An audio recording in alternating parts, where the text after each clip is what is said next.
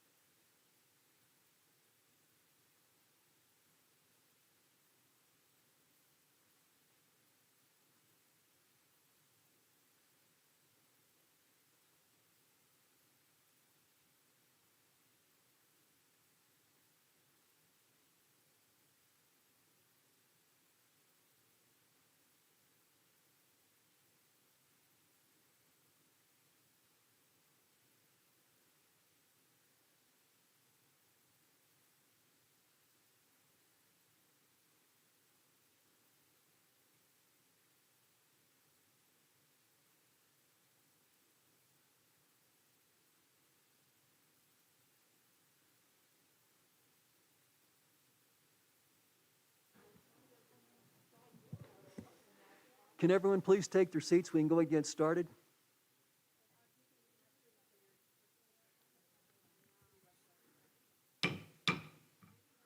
Okay, can we go ahead and get started? Okay, I'd like to call this meeting of the Manitou Springs City Council to order. This is January the 11th, 2022. This is a work session. We typically don't do the Pledge of Allegiance at a work session, but the agenda template that was used is for a regular session, so it says we're going to do the Pledge of Allegiance, and I don't think that's too big an effort, so let's do the Pledge of Allegiance. You'll all join me? I pledge allegiance to the flag of the United States of America and to the republic for which it stands, one nation, under God, indivisible, with liberty and justice for all. Thank you.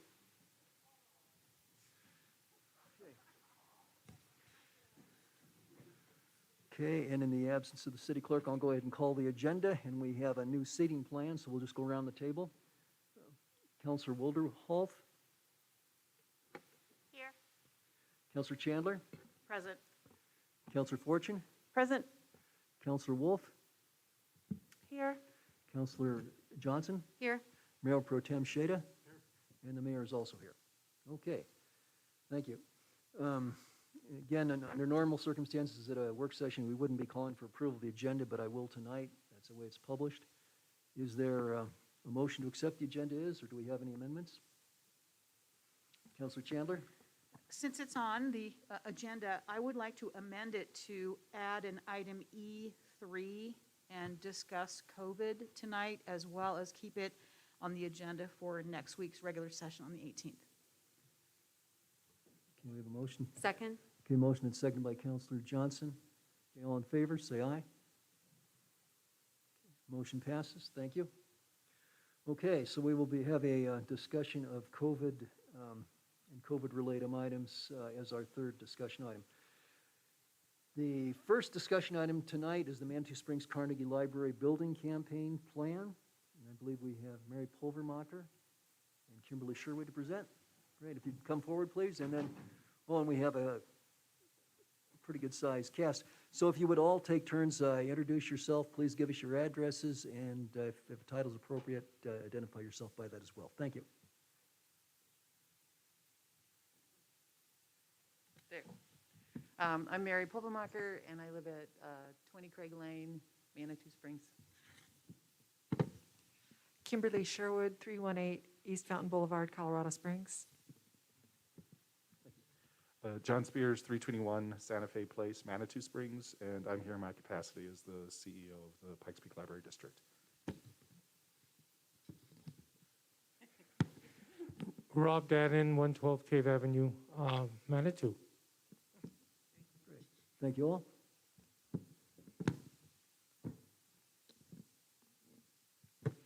Thank you all. Oh, I forgot to say I'm Kimberly Sherwood, the campaign counsel.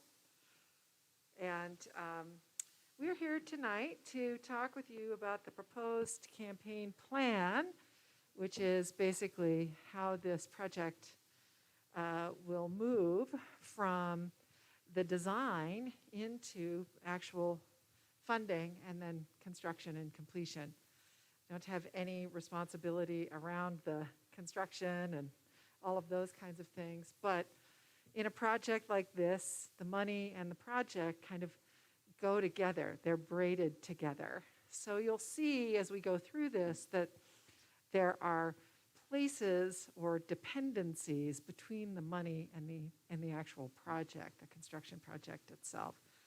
Give me one moment to just call up one thing for myself, my speaking points. Sorry about that.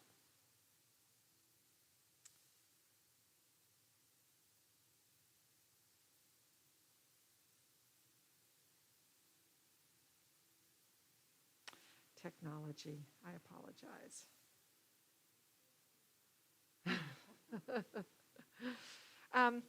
I also want to say, while we're here at this opening slide, just to give you a little background, I know that I was here in August to speak with you.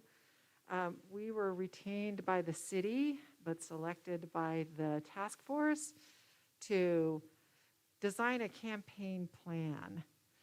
I'm not going to go into detail about the process that we've used, but it was multifaceted, and if you're interested, you can certainly review the scope of work. Our presentation this evening is a result of the multiple steps we've gone through since the beginning of September, working with the task force and a subcommittee that has served as a campaign planning committee. It's a subset of the task force. And we've been working diligently on a multitude of fronts to really come up with what we think is a viable plan. When we were retained for this project, I think it's important for all of you to know that our scope of work was to do the plan, not to do a feasibility study. So we didn't really study the market. We didn't interview prospective donors. But along the way, we've had many conversations to help inform a plan that is viable and feasible. So what we'll be sharing with you this evening is the result of that collaborative work with the task force, but also strategic conversations with Ratio, your architects, as well as Colorado Preservation, Inc., and of course the Pikes Peak Library District and the Pikes Peak Library District Foundation. So I want to start with the background in the case. And Mary, I'm going to pass it to you to talk about the challenge. Thank you, Kimberly. So we all are very well aware of what the challenge is, that this iconic building at the heart of Manitou and the entrance of Manitou has fallen into disrepair and needs to be preserved and expanded in order to meet the needs of the library and the citizens. We have a little added extra complexity on the project because the building is owned by the city, but it's actually, the programming is provided by the Pikes Peak Library District. And we have seen strong support for this building, which was designed by the renowned architect Thomas McLaren. And not only is it a jewel in the crown of century buildings, turn of the century buildings around the region, but it's, as we all know, one of the few remaining Carnegie libraries in Colorado. So next one. So that's okay. Speaking of challenges, right? Thank you. So we're thrilled, the task force is thrilled that the community, the process that we used to get to this stage on the design was a very community-focused process. And that combined together with this very, very qualified architectural firm that was hired by the city has resulted in this imaginative and practical design that does these things. It provides an open, vibrant, accessible, sustainable, and welcoming public place for residents and visitors alike. And the intent, of course, is for this building to be used, continue to be used as a library, and the Pikes Peak Library District, who has been a fabulous partner through this whole thing and is represented here at our virtual table here in the front, has been a wonderful partner, and they've committed that when the building meets their needs, they will move the library back into the Carnegie building. And there's an added benefit to this solution that's been developed by Ratio Architects, and that is that not only do we have this now accessible space as a library, but we also, for the very first time in the history of this park and this building, have an accessible park as well. So we have some accessible park space by having the rooftop of the addition become accessible for all events that are outdoors as well as events that are indoors. So that's a big added benefit. Next is, we put together a summary of investments so far, or recent investment at least. So this is showing that the citizens of Manitou Springs have already invested heavily in the restoration and expansion. And this chart shows that citizen investments, almost $350,000 of donations. That, and then there's also the passage of the match tax. So there's a big city commitment, citizen commitment in Manitou Springs. And the city's already spent over $200,000 on planning for the modernization. So we're very excited that we're at a point now where we actually have strong traction, and we're on the road to execution. Next chart. Back to you. Thank you for your patience as we play roving microphone. We appreciate it very, very much. So now we want to talk a little bit about the campaign messaging. Of course, for those of you who've been involved in nonprofit capital campaigns in the past, you know that there's always a case for support. We're just sharing with you kind of the big planks of the campaign messaging that have been developed in partnership with the task force. The first is really what's at the heart of this, and Mary's already spoken to it quite eloquently, but just to really recenter ourselves, that this is envisioned as a living historical place centered in the community and is really focused on discovering and learning. But there are two key components that are really important that have been elevated as part of not only the current situation of the building itself in terms of accessibility, but also through the design process and the multitude of community conversations and engagement, as well as dialogue with the Pikes Peak Library District and the practices of contemporary libraries. So there are these two components in the middle that are really going to be kind of the outcome of the design and the construction, and that is creating a place that has access for all. And access really is a much broader perspective than simply meeting the ADA compliance. It really is about having contemporary books and a wide variety of helpful resources and materials available to citizens and residents.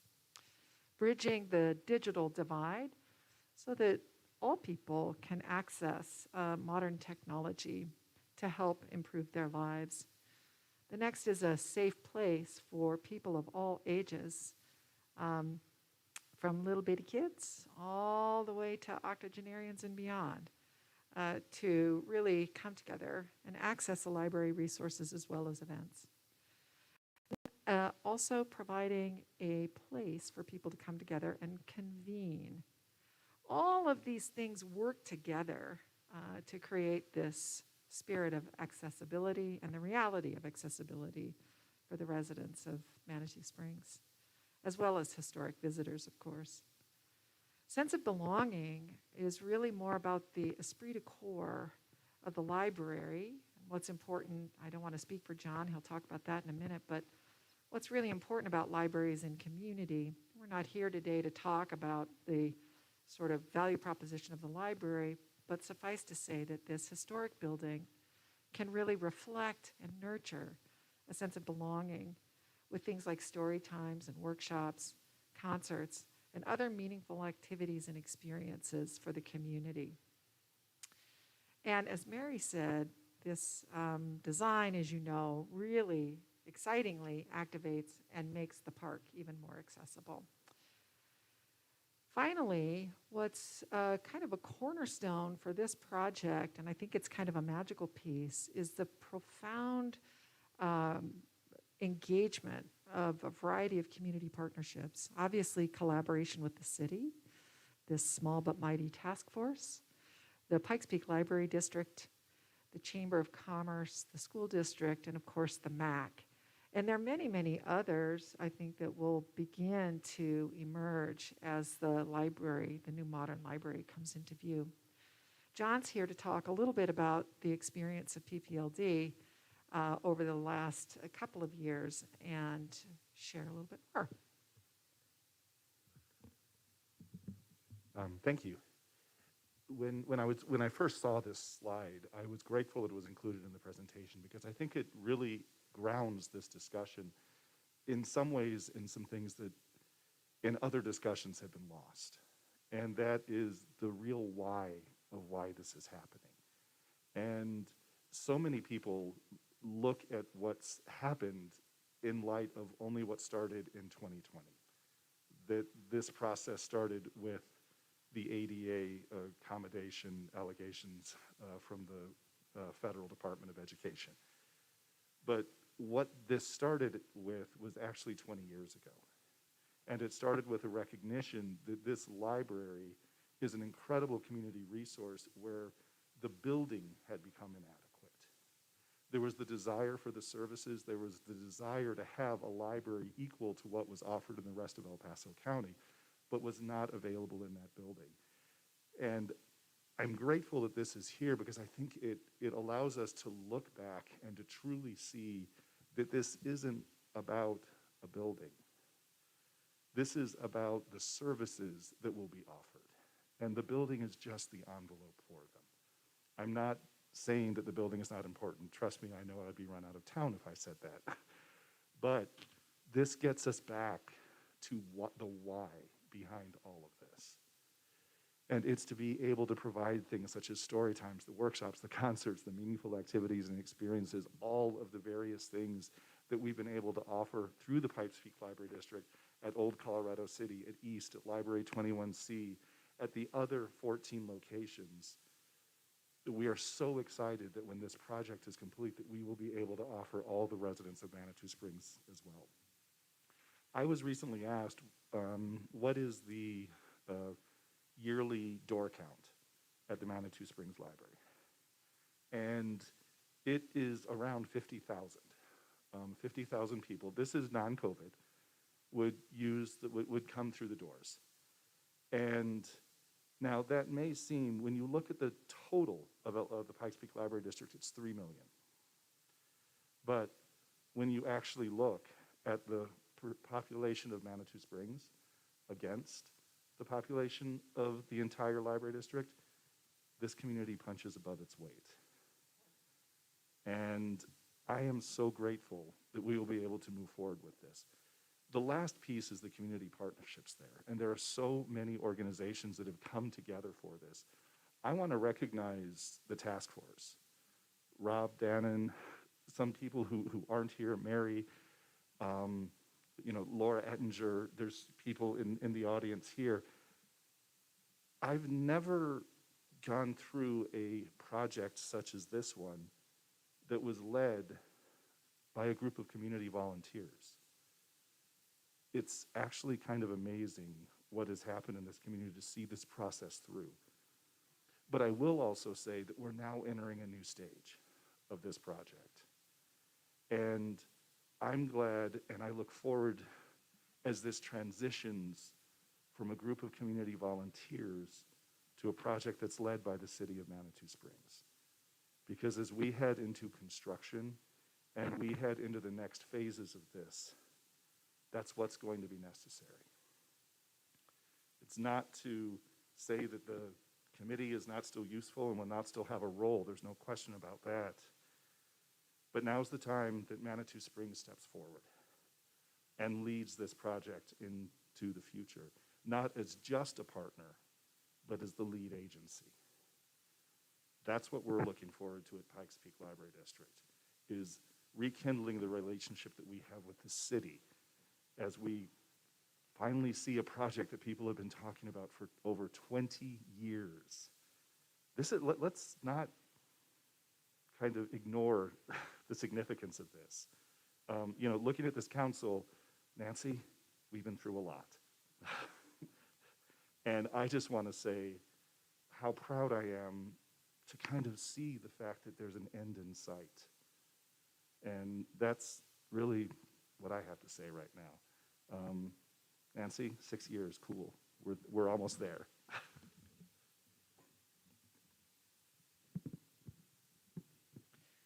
Thank you, John.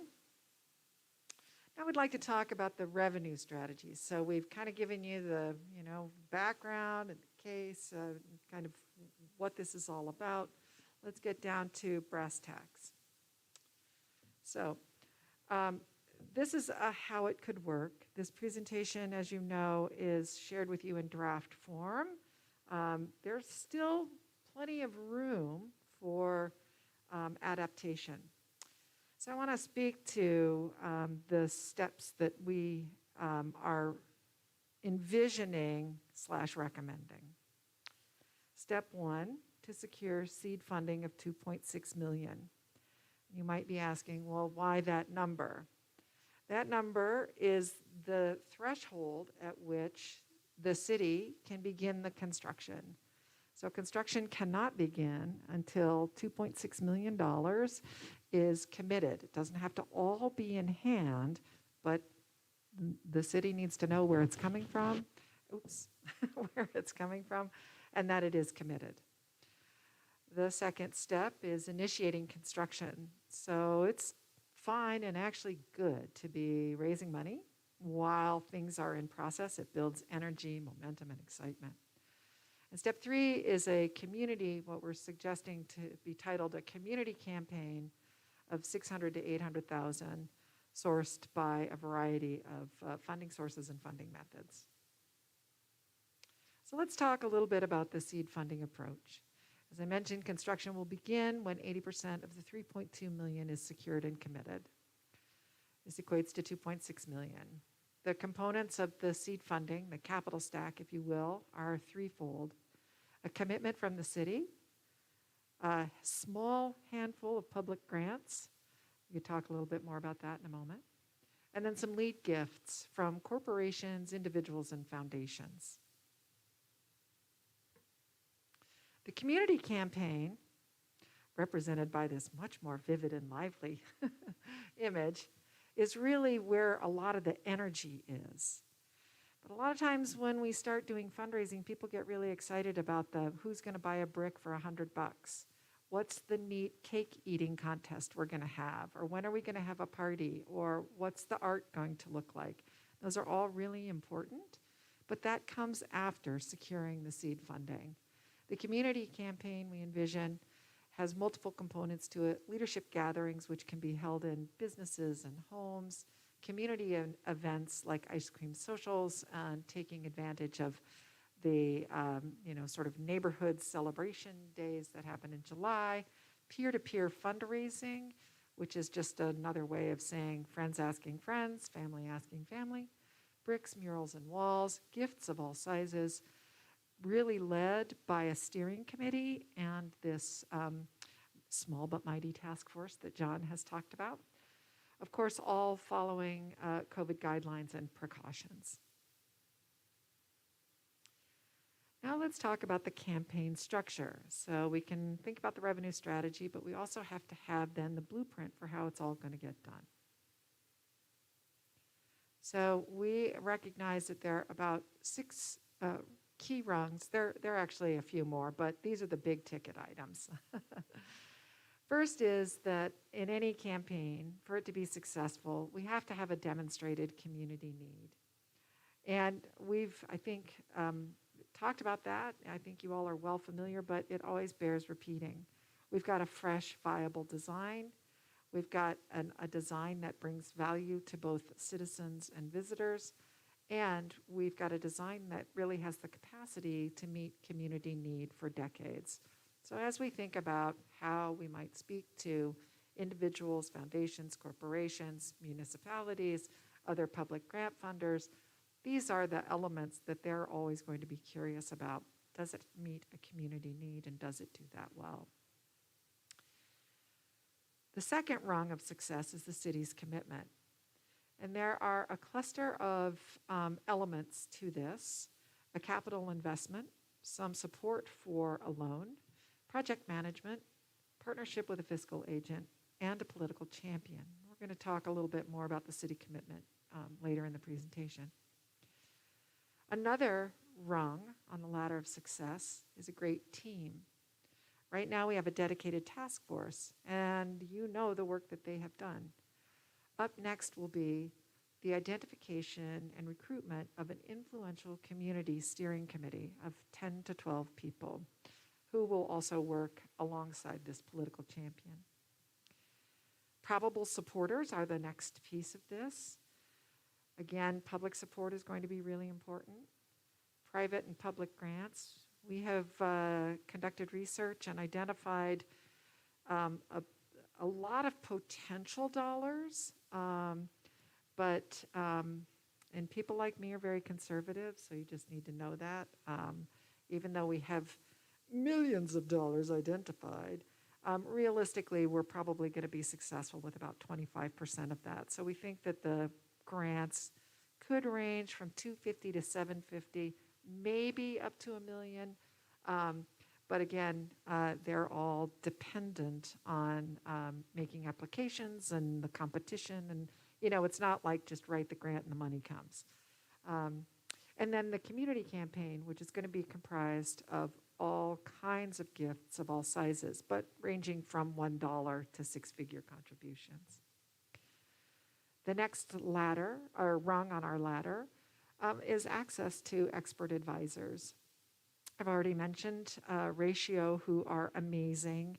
They've offered already help with application for a state historical fund grant in partnership with another key expert, the Colorado Preservation Inc. You have other partnership, or you have access to me right now, and we're currently talking about what that relationship might look like going forward in the campaign. But we have done our best to bring our promising practices, but also practices we know that work for capital campaigns to really come alongside the good work of Ratio and the task force. And then finally, partnerships. This is, again, this is going to be critical. And I think it's almost more like a spirit. A spirit of partnership is really what's going to be an accelerant for the success of this project. So again, we envision the campaign in 2 phases. And this is where it gets a bit dodgy, not to go too technical or be too consultanty, but when we're doing campaign work, we really like to speak about a working goal, because until we've really raised most of the money, the dollars can change. So this 3.2 to 3.4 is really in line with what Ratio is suggesting. So, it's seed funding of 2.6 and then a community campaign of $600,000 to $800,000. The seed funding could take anywhere from 12 to 18 months. And again, this is a handful of significant investments, and the community campaign will take 12 to 18 months and many gifts of all shapes and sizes. Oh, oops, sorry. We're recommending 4 ways to give: direct to the city, and this has already been happening. It's exciting to see that some folks are already getting really enthusiastic about the project and signaling their support with a contribution. There's going to be the necessity for a fiscal agent. We have 2 potential fiscal agents that can partner with the city of Manitou Springs. The reason for the fiscal agent is primarily for entities that need to give to a 501c3. The task force is not an entity, it is a group of humans. And because this building is owned by the city will really be taking the lead in terms of the project and its completion. The third way to give is through the enterprise zone, which is a device through El Paso County. And then the fourth will be a low-cost web-based giving portal like classy.org that will allow for both small contributions but also a platform for peer-to-peer fundraising to support part of that strategy that we talked about for the community campaign. The campaign timeline, again, big, giant draft. This is just, it's solid, but what's going to really facilitate the swiftness with which this timeline gets executed is the capacity to secure the seed dollars. So you'll see that, Q1, most of 2022 is really about securing the seed funding.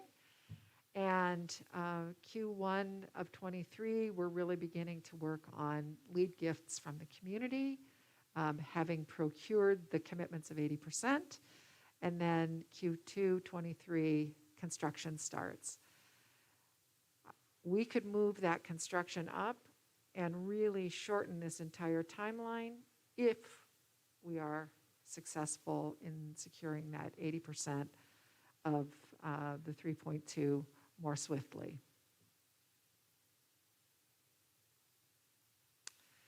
Once again, the campaign trajectory, just kind of seed funding to completion, just to lay it out in a different way. One of the first steps in the first quarter will be affirmation of the city's commitment, then securing that 80% of funding, and then securing $500,000 to $1 million from about 50 donors, and then small gifts. And those $500,000 and the $100,000 gifts are through the community campaign. So there's power in this moment. This is a project that is ripe, as you know. It's ready. It's ready to go.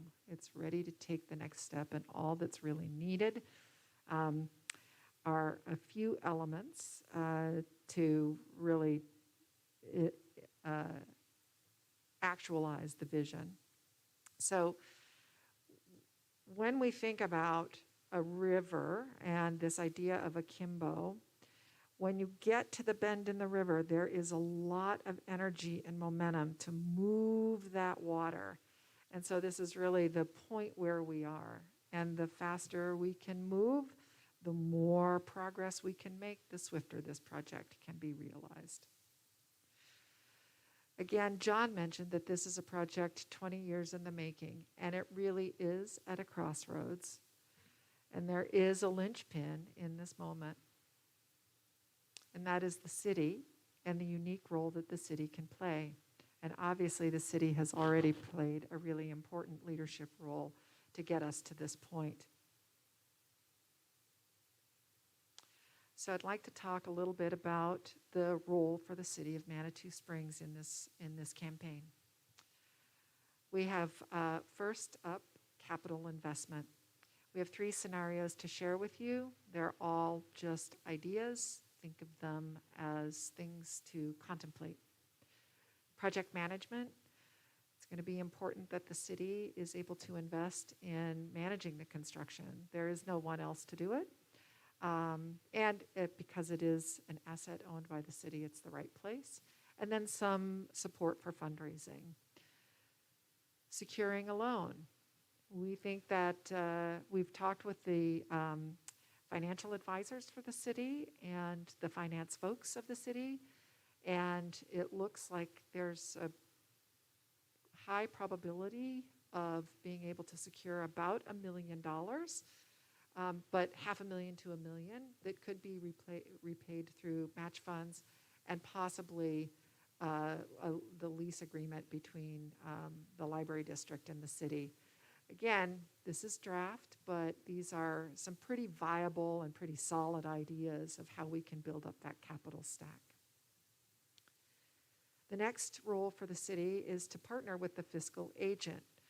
And that will be important because the fiscal agent will be receiving dollars, and then those dollars need to be distributed back to the city, and then those dollars get distributed to the contractor and the various people engaged in the construction.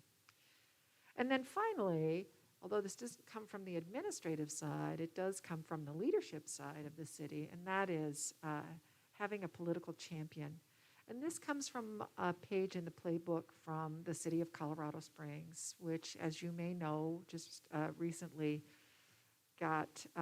completed the Summit House project. And they had a portion of that project funded by a community campaign.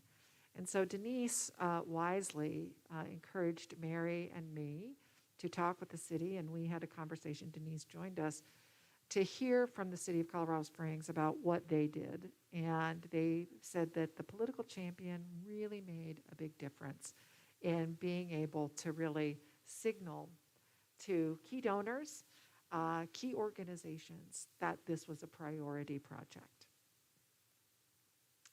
So let's talk about the 3 possible paths.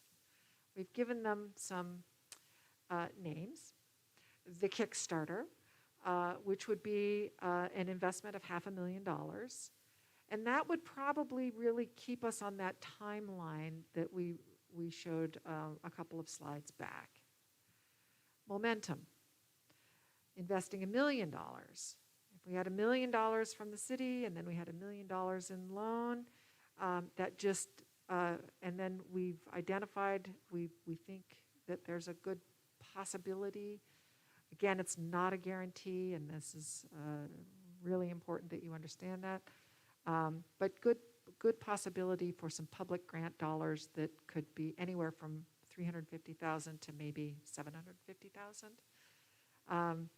And then there, like I mentioned, we've identified some grants and the community campaign. And then, of course, the Let's Build It idea, which is an investment of $2 million or somewhere around there, $1 million in loan, really reducing the amount that would be required from the community campaign.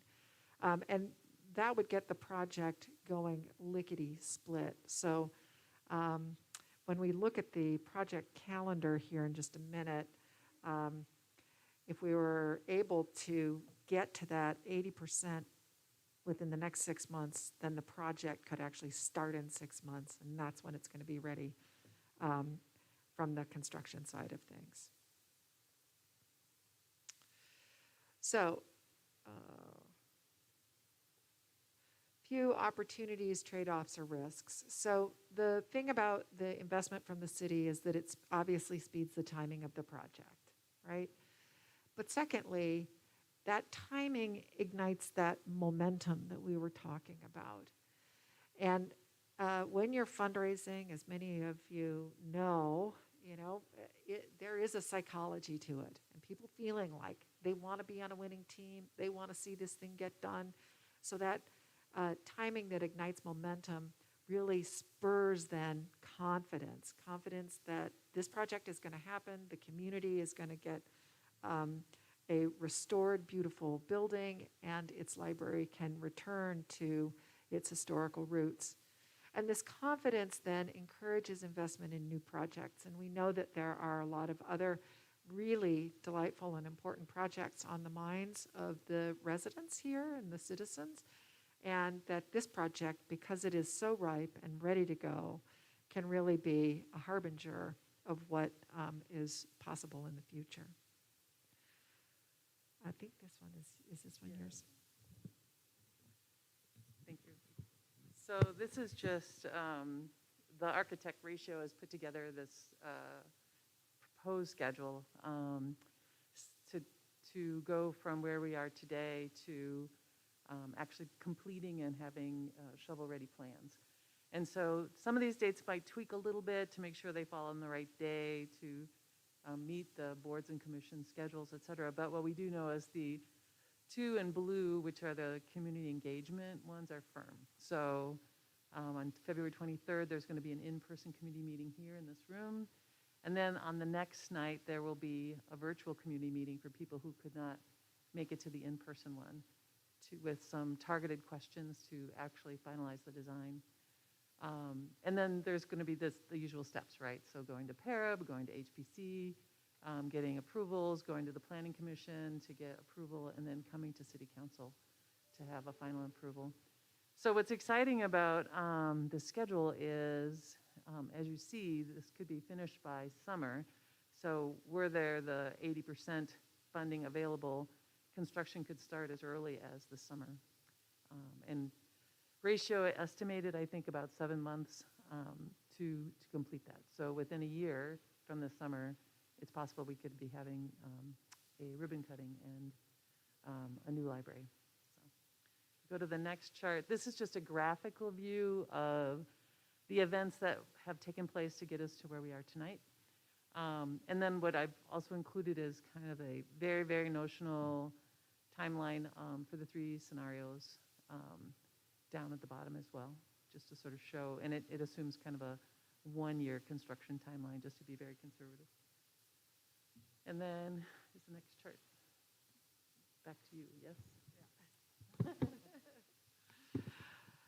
So the next steps. These are suggestions for the city. Affirm the cash investment level that seems appealing, workable, viable, et cetera, in mid-March. Affirm a willingness to secure the loan in mid-March. Apply for enterprise zone, and that's a rolling application, but spring would be a great time to do it. Engage in a formal vote for funding, of course, that's procedural. Affirming project management by June, so, and again, the political champion by June, and then the fiscal agent relationship by July. So we like to have everything sort of lock, stock, ready to go in the beginning of the summer. And again, you know, depending on the level of investment from the city, and again, the capacity for the loan, can really help move things along more quickly and move the project forward. And then on the right-hand side of this chart is just suggestions for us, the task force, that Rob and I are representing at the table tonight. So this is really that we're totally happy and delighted to provide any documentation and materials to council that could help in your deliberations, answer questions that you may have. We'll continue to support ratio as is appropriate or as is helpful to them. We're kind of at a different stage now, but happy to do whatever we can to help in that regard. And then the third step there is working with Kimberly to start the really important step of trying to identify those really influential community members who could be part of the steering committee for the community campaign, the community capital campaign.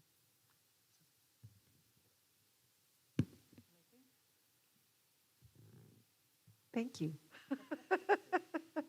So I think now we're open for discussion. We have Rob Dannon here from the task force, the chair, who's been the stalwart leader to answer any questions. John will be here, so we'll leave it to y'all. Mr. Dannon, would you like to make comments before we start asking questions?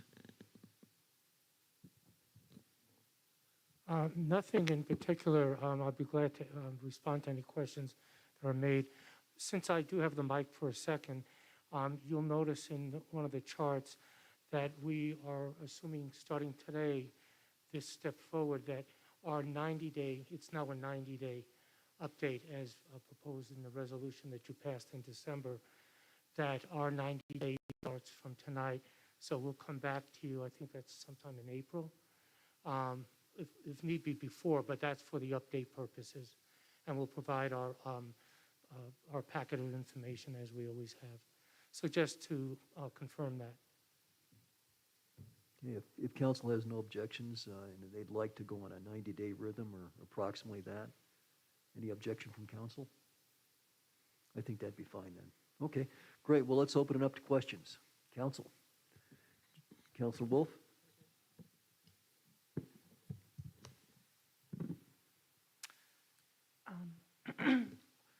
It seems to me like we should have some kind of legally binding contract that says after all of this fundraising and work and building a place that would be the ideal library, that we have a real legal commitment that the library will occupy it, for how long, and how much will they pay.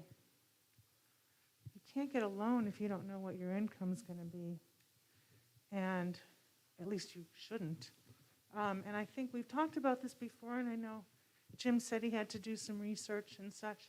And it seems to me somewhat of a complicated question I'm asking that doesn't have a direct answer because it depends on so many things, including when would the building be ready? How much inflation has happened between then and now? So it might be some kind of a formula perhaps, but we haven't heard. I'd like to hear about that. Yeah. And Denise? I did send council an email, and I don't have the exact date, some time ago about what a preliminary amount would be. We are looking at the exact, we have to wait, and I'll let John also talk, but John and I've had some conversations. We need to know what you guys approve as the final format or the final building and what you approve in square footage, and then we can start having conversations. So I've sent you an email, and I'd have to go back and look at the date of a preliminary amount, that would allow us, and of course, we can't do the loan until you have approved the building, and then we move forward from there. So that is, and then John, if you want to add anything to that. Yeah, so in July of 2020, although it probably does not go to the specificity that you would like, we did sign an MOU with the city of Manitou Springs, and I believe it was July of 2020, that stated that it is the intention of the Pikes Peak Library District to move back into the building. I think there was three, it needed to be ADA accessible, expanded to a size that would allow us to provide similar services to what we do in other places, and with a rent, with a price agreed to. So there is something. The dollar amount, I believe, was $56,000. That's a very preliminary figure, but that's based on the, I believe, a $15 per square foot. The square footage is very low in that. Because I believe that was 3,600. I'm trying to do all this from memory, so I apologize. 3,600. Am I actually right so far? Cool. Whoa, cool. Okay. Yes, I believe that's correct. I'm looking. So we have had, these discussions have happened. Now, the one thing you have to realize, unlike Manitou Springs, we're fully tabered. We can sign something for 20 years, but it's not legally binding for more than a year. See, that was going to be my next comment, is an MOU saying that we think and hope and look forward to hopefully, probably moving in someday. I'm talking about a legally binding contract, which is different. And that would be a And lease. it sounds like you've already done a lot of the Yes. preliminary work. And I'm not suggesting that I would need an answer tonight or anything, but I would like to be assured that there's no going back as we get involved in this. So, thank you. I think that, I hope, and of course, yes, I mean, the word is not legally binding. However, once the plans are complete and there is something closer to a completion date, a lease could be signed. Well, I only bring up the fact that we would need, because we are subject to Tabor, we can sign a multi-year lease, but we do need a non-appropriations clause in it. Well, that's part of the problem, or that's part of the challenge that I assume we'll be working on, or the attorneys will be working on, because we're not going to accept a contract that we know is a violation of Tabor and is Yes. legally unenforceable. Like, Yeah. that's silly. The other thing, too, is since it almost sounds like a chicken and the egg problem. We don't know if we're going to go 100% with the Thorpe plan. It kind of depends on how the fundraising goes, or we may have to cut back. If at least we could start with saying, we see the Thorpe plan, there's, Really quick, let's find out I what the don't believe price. we're going with the Thorpe plan at all. Well, I shouldn't call it that, the Oh, sorry. revised, Oh, okay, sorry. the new and improved. Yeah, the one that we saw last time, whatever it's called.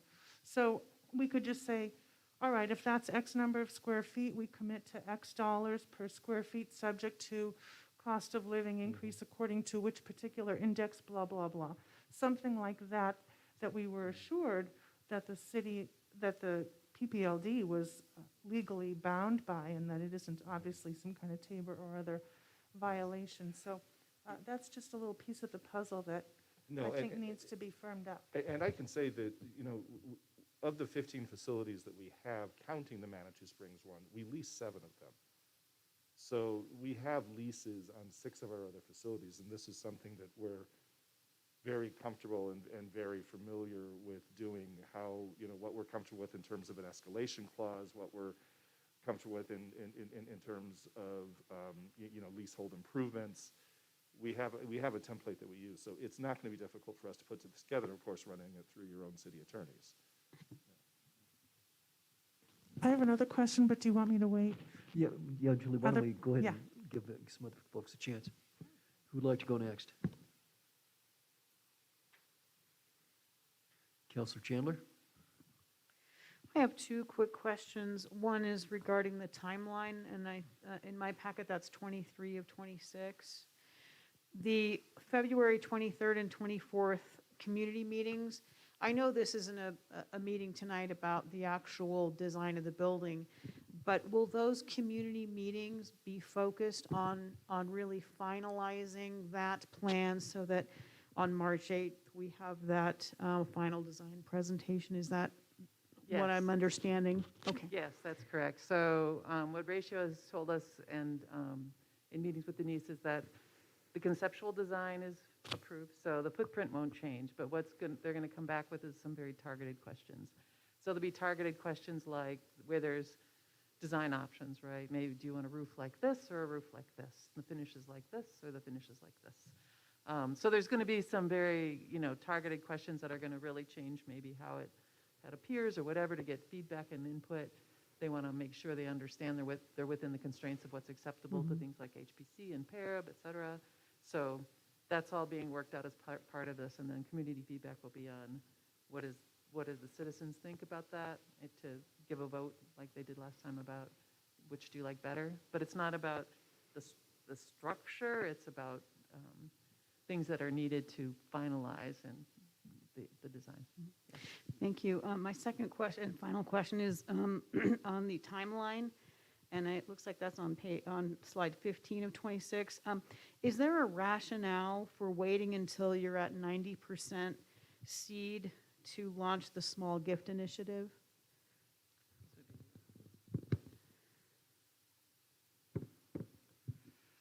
Typically, it is a practice that I have found most helpful to be north of 80%.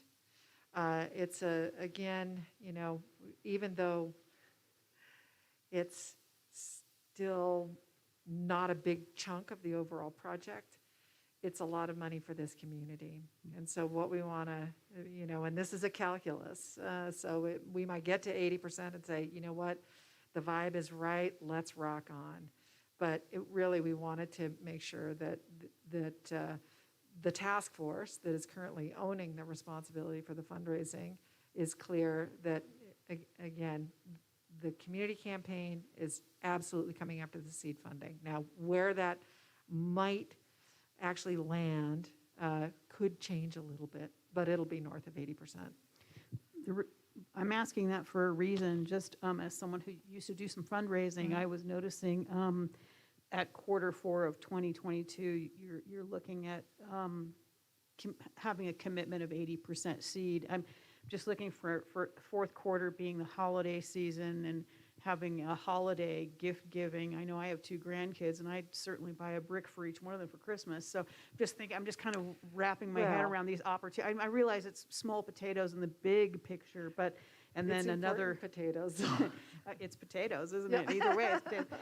And then another launch. The second quarter of any year is good because some people are getting their tax returns. So I'm thinking, just throwing that as I was reviewing this slide, not wanting to miss any opportunity. So I hear you saying it's flexible. It's totally flexible, and I will say, the campaign plan is the plan, but the plan really relies on the humans working it. And so I totally hear what you're saying, and I think you're spot on in terms of really thinking about the timing and really leveraging every opportunity. So it will not be dogmatic, but more just really making sure that folks understand there are key thresholds that must be met, and that the momentum for the campaign really depends on getting to that 80%. You're welcome. Thank you. Nancy, please. Thanks. First, great presentation, thank you, and it's very exciting to see this whole project really taking shape. It's, over the past couple of years, past 20 years, past couple of years in particular. But anyway, my question is actually more for Denise, and that is what our debt limit is as a city, and if we have flexibility in loans. I know we're about to pay off Iron Mountain, I believe. But do we have, if other projects come along where we find we want to take out loans, is our debt limit at a place where we have the flexibility to do that? I don't have the exact number. Those are the conversations that we would want with our financial advisor. Overall, the city is in great shape, I would say, but I don't have the exact number of that, and I don't want to say it's this or that. I would need to Okay, get I thought that we've back. been drawing, I know we've got a loan still in Higginbotham, or Hiawatha. Yes. But I think other than some leases and things, I think most of our other loans have been paid off or about to be paid off. That is correct. So, We, okay. we paid off a couple. We do have some, of course, with the water system, but that is different. That's with the enterprise Right, system. right. Okay, great, thank you. Thank you. Okay, Counselor May I Johnson, just say please. one thing really quickly? I'm sorry if I'm speaking out of turn, and Denise, you could kick me under the table if I were over there. But I think it is really material and important for you to know that this was not an arbitrary number that we put in here, the 575. We really penciled it out with your financial advisors and with with your finance team. So, and I think that they were being rightly very cautious and conservative. So, not that it's totally done, tied up with a bow, but that was part of our, behind the scenes work that we really wanted to get a handle on. That we could have a number there that would be substantiated and confirmed by the And staff. I have great faith in our staff that they're looking at all the projects in Yep. context, so thank you for that. Counselor Johnson? Sure. I'm also really excited where we are today, and this is a great presentation, so thank you. My question is also actually for Denise. I'm just curious as to whether or not we've discussed what project management would look like for the library.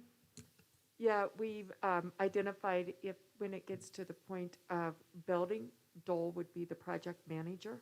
So he would take on the construction part of this. And then the fundraising, we're having some conversations right now of what that looks like. And then, of course, I'm sitting in until we get a planning director and meeting with them on a pretty regular basis, too. Okay, thank you. Counselor Wolf, please. When you were talking about getting a fiscal agent, I just wanted to see if I was tracking what you were saying. Does that mean you're going to get a 501c3 so they can be like our umbrella, so that when we make a donation, it's tax deductible? So contributions for a project like this are tax deductible to the city of Manitou Springs. That is allowed by federal law. And it's very customary. It's just got to meet some thresholds that are not dissimilar to meeting thresholds for 501c3 contributions. The fiscal agent is important, particularly for foundations or perhaps for donors that are more comfortable. Some donors are not excited to give to a city. So for select foundations and those donors that are going to be more comfortable giving to a 501c3, that's the intent of the fiscal agent. So it's a separate organization. It's not creating a new one, right? It's an existing org, not creating something new. And we actually explored a lot of various options to get down to the two possibilities that we have. We talked about the possibility of the Friends group, et cetera. And really, this is what makes the most sense in the context of this project and the uniqueness of all of the various players. Oh, thank you. And also, I'm not familiar with the Pikes Peak Library District Foundation. Do they have money that they can contribute or assist with? Can you tell me a little bit about that? I'll let John answer that question. So I'll actually probably go beyond the question you asked, because one of the things that some people might be wondering is why wouldn't the Pikes Peak Library District be the fiscal agent for this? Oh, sure. So why wouldn't the Pikes Peak Library District be the fiscal agent for this? It's going to be a very selfish answer. If we're going to be collecting $2 million in order to improve a library building, it's not going to be one we don't own. No, I And, mean, yeah. I wanted to know, what is the foundation? Does it collect money? What is the money used for? How Yes, long has we- it been in existence? Is any of it available to help with this project? That's what I need to know. So the Pikes Peak Library District Foundation was formed in 2003. Around that time frame, it has existed then for about 18 years. It is a separate 501c3 entity that supports the Pikes Peak Library District. It is staffed by someone who has a dual appointment. He is the executive director of the Pikes Peak Library District Foundation, as well as being the development officer for the Pikes Peak Library District.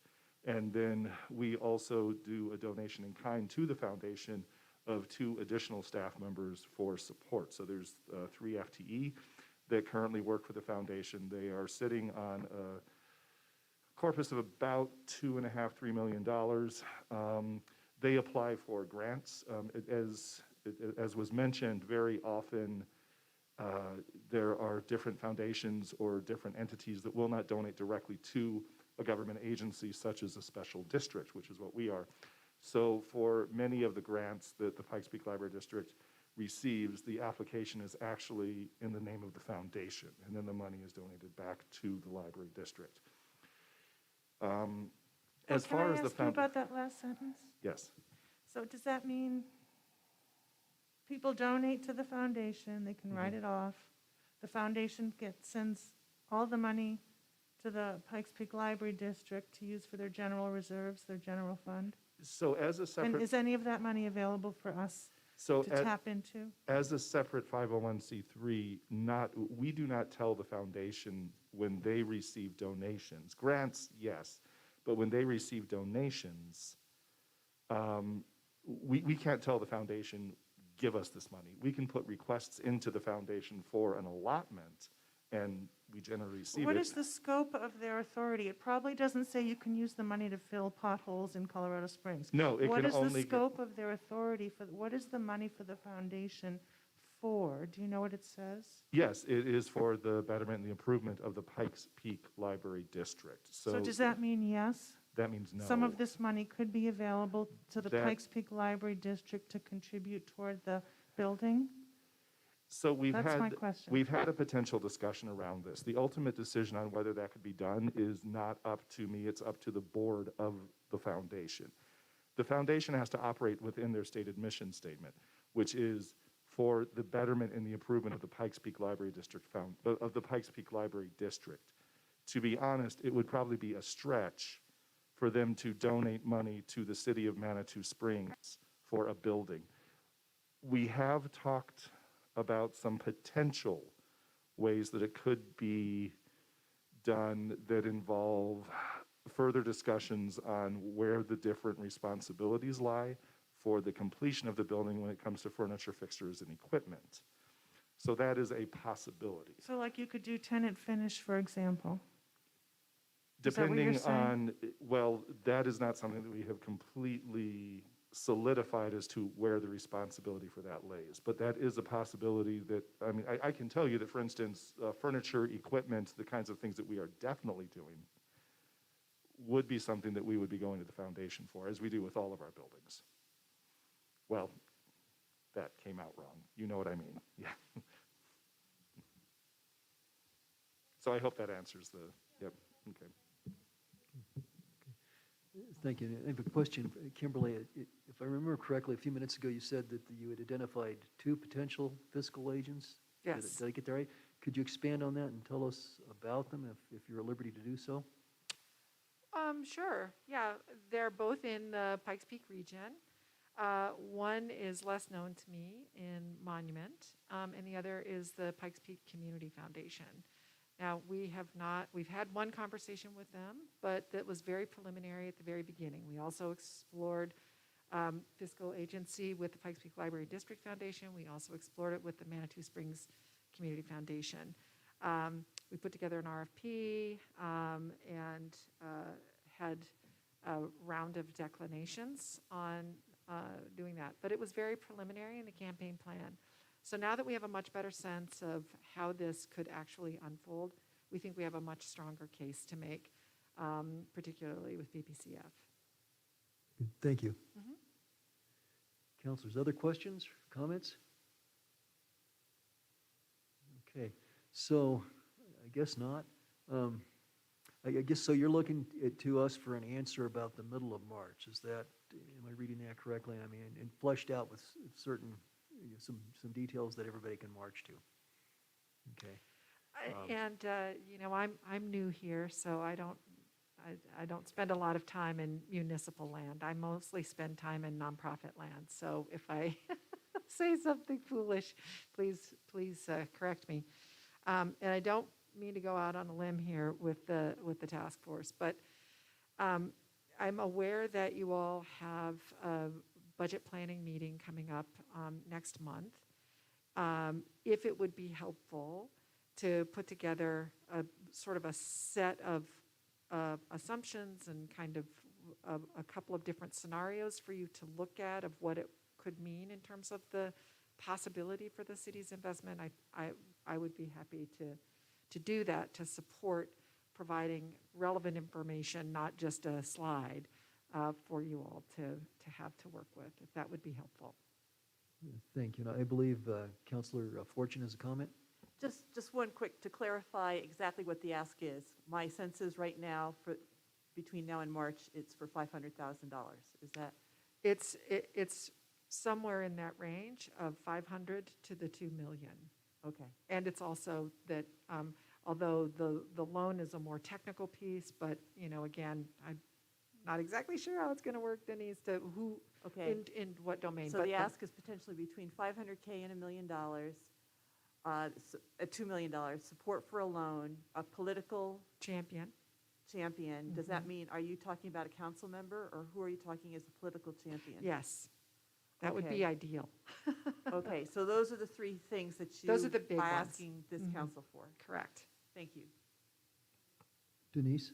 Kimberly, could you expand a little bit on the political champion and the role that they would play, just so council can discuss that and decide who might be interested, or if one of them are, if one Yeah, of them is yeah, interested? thank you. So in our campaign structure, I envisioned an influential community-based steering committee of 10 to 12 people who would really be meeting quite regularly and actively working in partnership with the task force, and really being the champions and the volunteers for the community-based campaign and some of the lead contributions. And there would probably more than likely be a chair. Usually there's a chair or co-chairs, two people who serve as kind of the heads of that committee, and then a little structure falls from there. The political champion, however, is more of a standard bearer for the project, and as someone who is holding the city's commitment, and it's little C city and big C city, or the community's commitment to seeing this project through. And the tasks are pretty discrete, mainly to work with a few other entities. It could be maybe being supportive in writing a letter or participating in a phone call or a meeting, for example, with the State Historical Fund, perhaps with some other public funding and maybe a few foundations, possibly working 3 to 5 critical relationships within the community, depending on how the plan unfolds. And then just being an active and ardent, positive spokesperson for the project overall, and being able to, from time to time, not all the time, but from time to time, available for media, and then participating at the kickoff and the celebration event. I nominate the mayor. Sorry, what was that, Julie? I nominate you. Oh, thank you for that vote of confidence, Julie. No, I appreciate that. I'm flattered. Councilor Chandler, I Yeah. believe, excuse me, Council.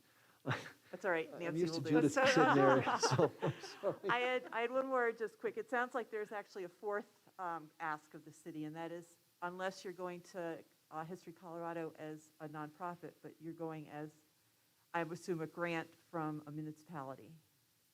Yes, so we didn't talk at all about the municipal, like what grants the municipality might pursue. I was just assuming that would be kind of, I'm sorry, I hadn't anticipated how we would address that. But I had put that in the grant department, not in this is an obligation for the city. Of course, it would be an obligation for the city, but I hadn't made that distinction. I apologize. Okay, I just wanted to be really clear on what we need, what you're asking from us. And to me, that is somewhat significant as well. So, Or has the potential to be significant. would you grant us the opportunity for maybe 24 to 48 hours to have a conversation with Denise and put together actually maybe a nice, Yeah, more no, I'm not concrete looking for list. specifics at this Yep. point. I just wanted to say that Yep. you would need the city's support Correct, to sign off on grants. correct. Yeah. Oh, yes, absolutely. Thank you.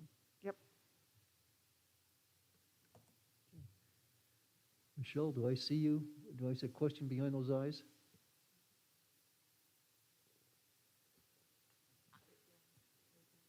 I will obviously discuss this with my fellow council members, but I will be proactive in saying that yes, I would like to be the political champion.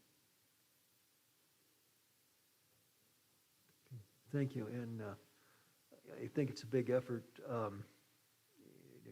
could see team play coming into place here. I would be willing to be a political champion as well. And there may be others here, so this is the opportunity to speak up. Yeah, well, there may be another creative approach, so yay. Thank you. Okay, so we've got a couple things to get back to you by middle of March, and I could see some back and forth. Denise, you want to elaborate on that? Mayor, what I'd like to do is, at our agenda meeting, look and see when we can put them on the agenda in March timeframe, and then we'll have them come back and get direction from you at that point with a quick update of where they might be also. Okay, is that agree? Julie, you have a comment? Well, I just, before we closed, I just wanted to see if we could also ask if we could get a statement from the Library District Foundation setting forth the scope of their authority so that we can all take a look at that. John, could you speak into the microphone, please? I can get you a copy of their bylaws.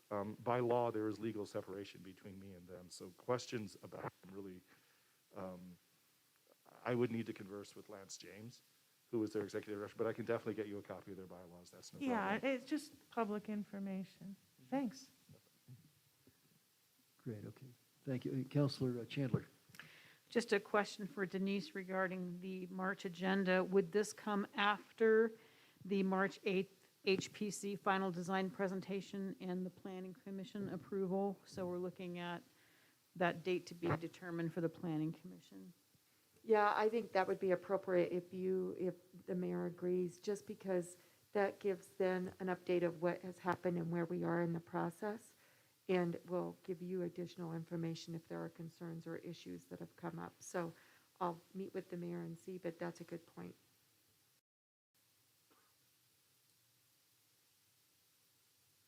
Yeah, and just a quick look at the March 8th work session.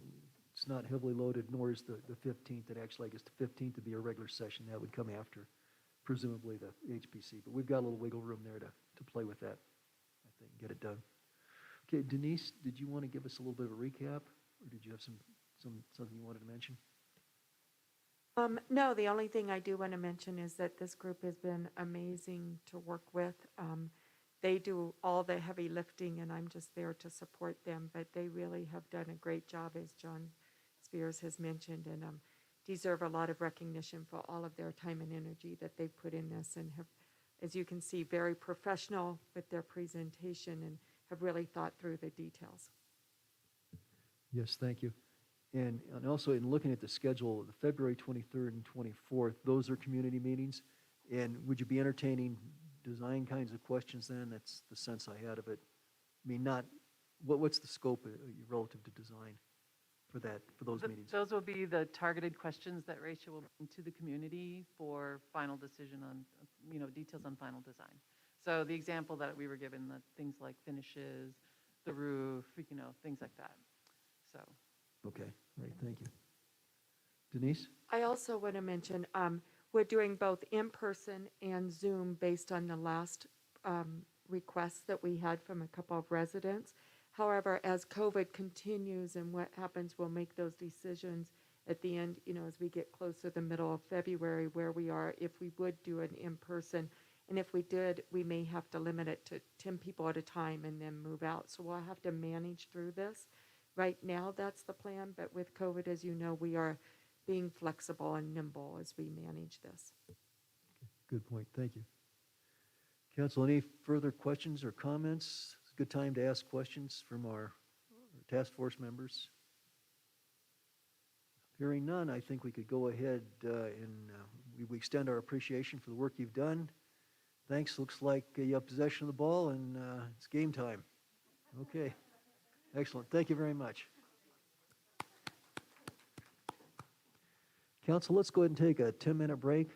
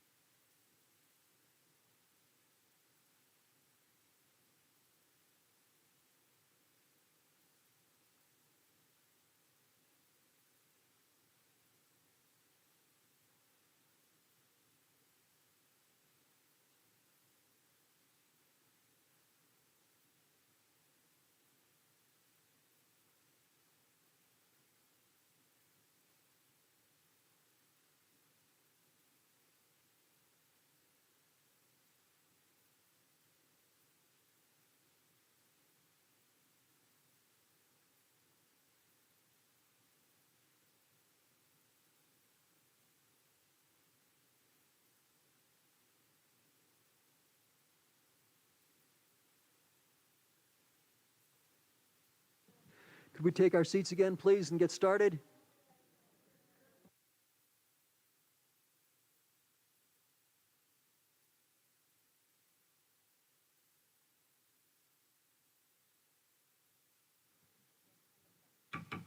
Okay, next item of business, discussions for hiring a permanent chief of police.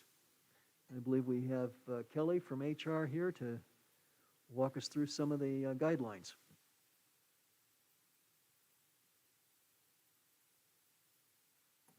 Good evening.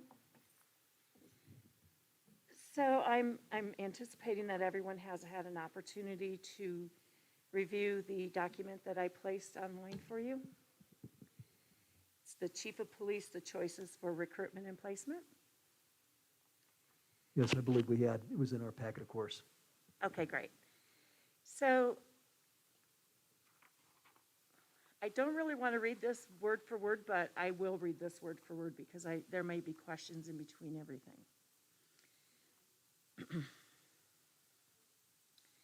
So we have had, this here again is the choices for the recruitment and placement of a permanent chief of police. And we're presenting this, we're presenting 3 options to you this evening so that you can understand the differences between each one. In March of 2000... Kelly, hold on for a minute. I'm sorry. I neglected to do a visual check here. We'll get everybody back. Okay, so, sorry, Julie. We're just getting started. And actually, Kelly, I guess if you hit the high points, that would satisfy me. If that's, I could ask a little direction from council. Do you want Kelly to go over this word for word, or do we? It's quite thorough. I think the packet was well done. Okay, well, great. Okay, yeah, if you give us the high points, and then I think we've got some comments and questions. Perfect. So let's go. That works great. So the 3 options, as you've read, we could conduct an internal opportunity where we post it internally. Only internal current city employees who are qualified would apply for that. It's typically a 3-day posting. We have take the qualified applicants, review the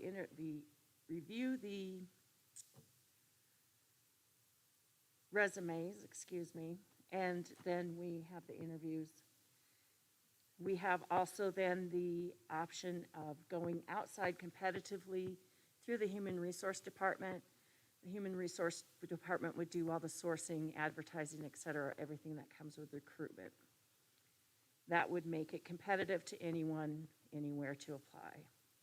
And then the third option is we could hire an independent contractor who would also recruit as competitive, but that would take out the Human Resource Department from any obligation to do any of that. Of course, we would partner and give them all the information they needed and make sure that it's successful.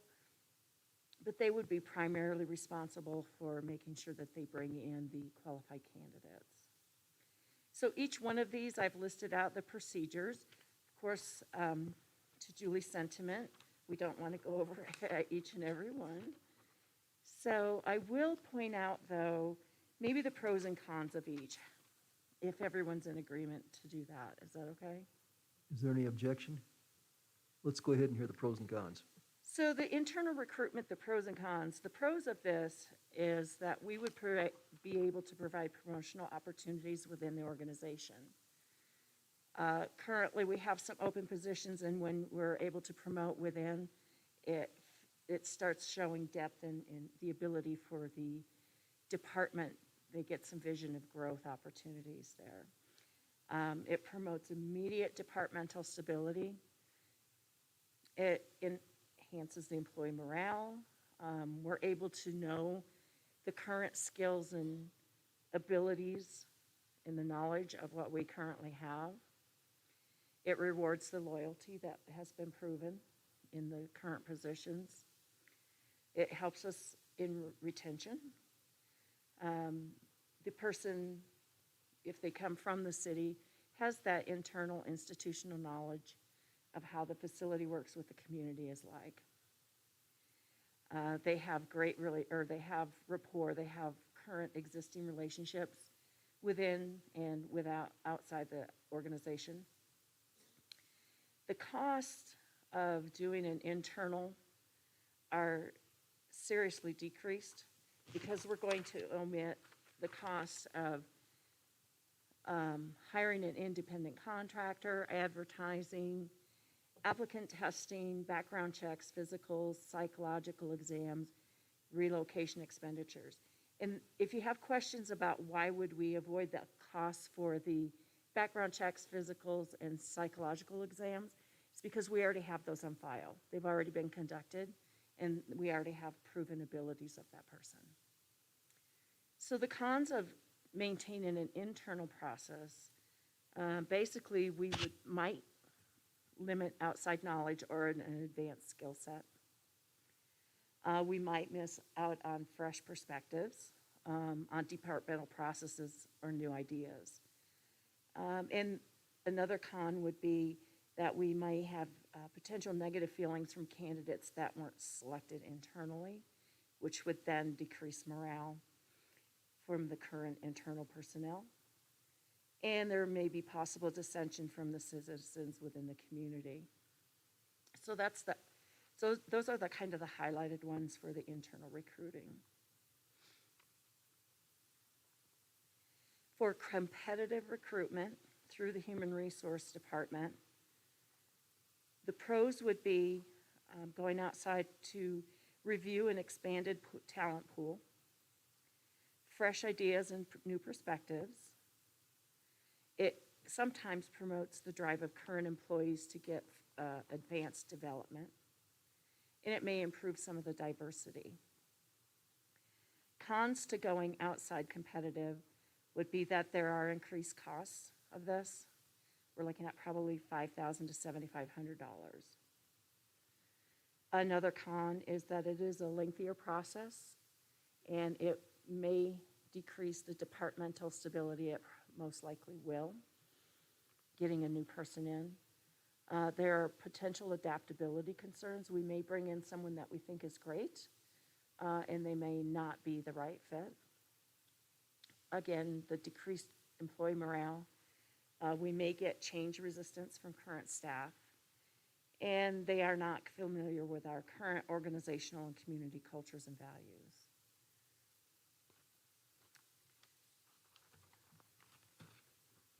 Now, the final one, the pros and cons for the independent contractor.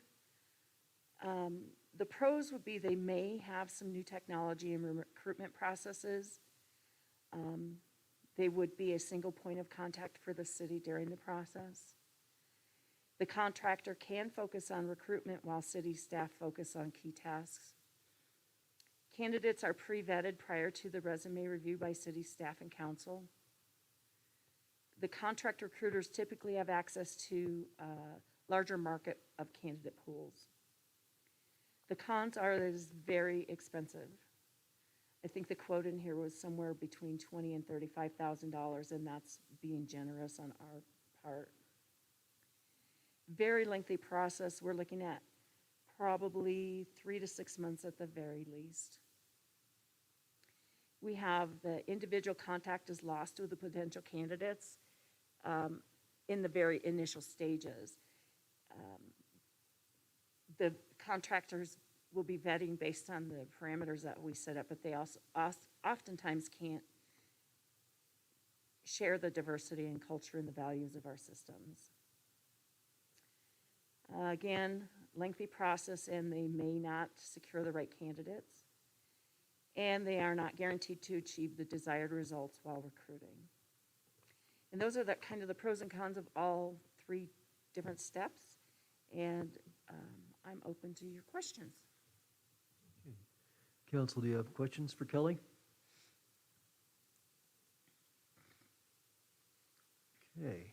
Okay, Julie, please. Do we have any idea if Officer Otto is interested in continuing? The current interim chief? I certainly couldn't speak for the interim chief. Denise, could you respond? I can speak to that. Chief Otto and I have had that conversation, and he is interested in that. thank you. Other questions or comments, council?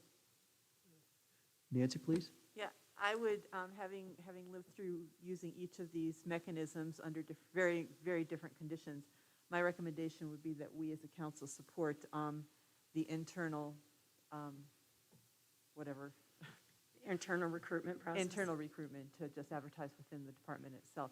I also want to say, I thought you did a very nice job of putting this packet together, so it was well done, thank you. Thank you. Thank you, Nancy. Judith?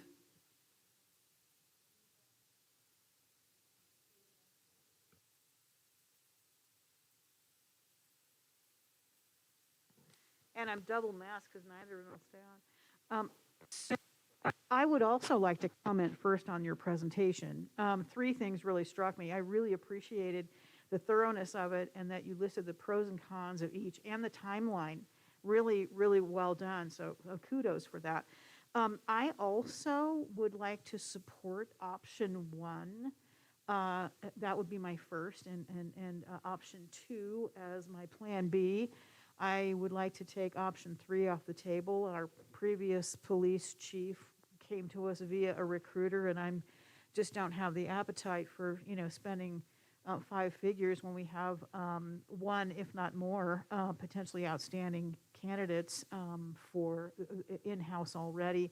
And I appreciate that we have a candidate or more candidates that have already had their extensive background checks done. Thanks. Thank you. Michelle?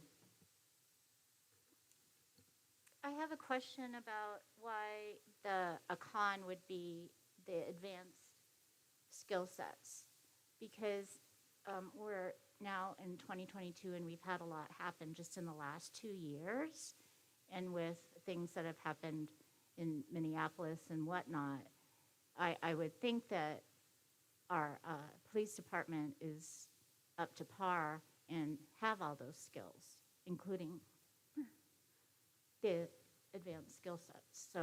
So a con could be, and again, these can always go either one way or the other. But if we hire internally, we could limit the ability to receive advanced skill sets that maybe are out there from potential larger organization. Does that make sense? That makes sense. So I'm not saying that our department isn't up to speed. I'm not saying that they're great, not great. But what I'm saying is that there could be that potential, right? Okay, thank you for clarifying. You're welcome. We've heard 2 council members express support for the internal recruitment process. I would also be in favor of internal recruitment. I'd like to hear what other council members' thoughts are on that. Julie? I agree, and I think that it's at least a good starting point if we determine that nobody applies or we're not happy with the applications. We can always move to Plan B at that point, but I think Plan A is a good start. And I also want to say, I think it was a really thorough report, and it was really well done and really well written. And it was a pleasure to read it, and I'm so glad we didn't have to listen to reading out loud to listen to it all over again. Thank you. Great, thank you. Natalie, please. I'm also interested in supporting option number 1 for internal.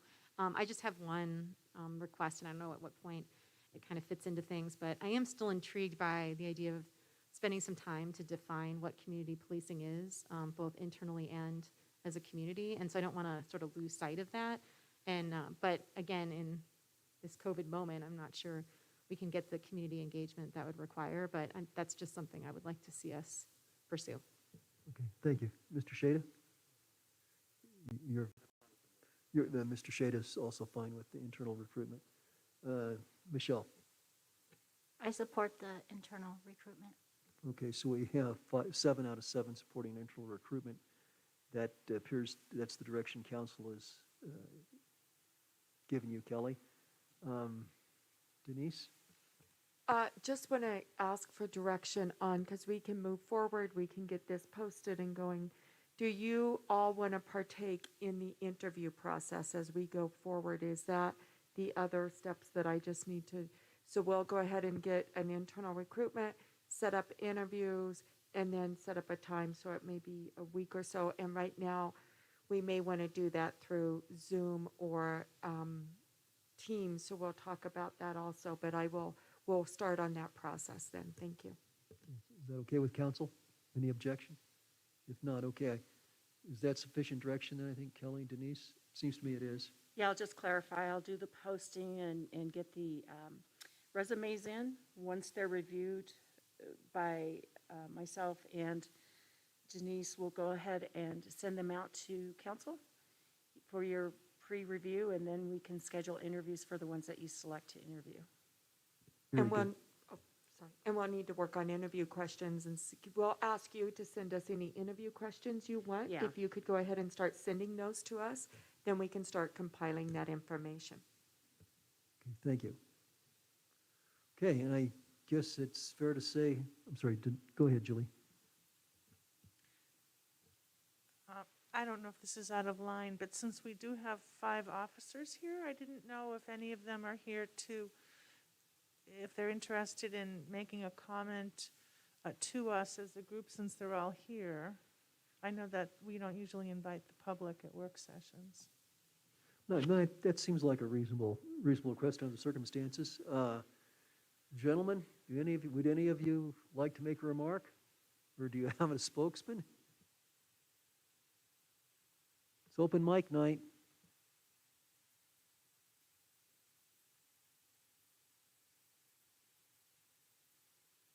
So Corey, if you'd give us your full name and address and your position. Commander Corey Savine, at 9341 Moorfontaine Road in Falcon. So I just like to say, from a year ago, we all know the department was in pretty much bad shape. Bill came in, elected to do the job, and since that time, we've come a long way. So I want to see that momentum carry on so that our department can progress. Corey, can I ask you to move this up? I'm sorry, I'm but we're sorry. just trying to be It's so hard to talk precautious. when I it's know, thank you. So we've accomplished a lot of things since Bill's been here. From retention to all kinds of things that we've gotten, from cars to bikes. As the interim, he put in the time. He didn't have to, but he did. Through good times and bad, he helped everybody out. My mask is falling again. And like I said, we want to keep that momentum going. We don't want somebody else to come in here and change things, because we think it's progressing pretty well. And I can't say enough about the guy. I've worked with him for over 20 years now, and I know what he can do, what he's capable of doing, and I think it'd be a great thing for the city to retain him in that position. And I think everybody else here feels the same way. And that's what I got. Thank you, Commander. And following on that, it's customary for us to ask people not to be necessarily repetitive, but I think under the circumstances, I'd like to see a show of hands from anyone who's aligned with Corey's remarks. Okay, that's pretty telling. Okay, we appreciate that. All right, anybody else? Okay, thank you, Corey. Thank you. Yes, sir. Come forward.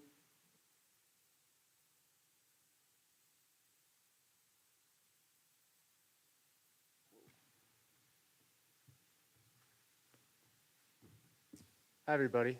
My name is Officer Leo Strand. Do you want me to state my address? Yeah, and if you can get about 3 inches from the microphone, please.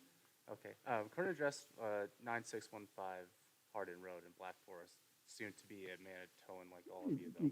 Get close to the mic. Okay. Future address in a couple months will be at 122 Crystal Valley Road, so I'll be one of the only officers in town. You guys touched on community policing. Myself and a couple of the other guys here consider ourselves West Siders, which you all know what that means. I think that what we have done in this community, it's truly been amazing. We've really developed a culture of policing that has aligned with all the citizens, gotten really positive feedback from everybody, and that's under the direction of Bill Otto.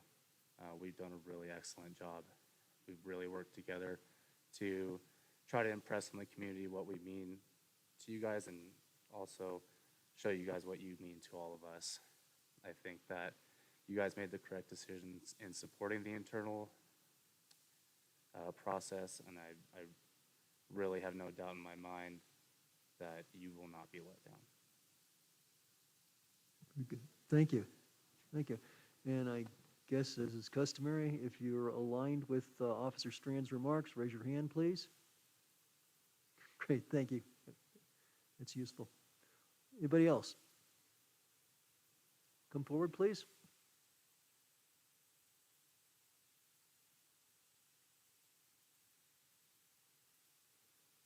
Can you hear me okay from here? Yeah, but you need to stay within about 3 inches of the mic. Is this better? Okay. Sergeant Alexander Rathbun, my address is 759 Endeavor Way in Colorado Springs. I'm also a West Sider, born and raised. Sorry.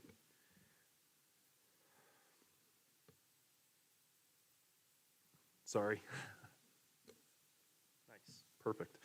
I came up to also show support for your decision.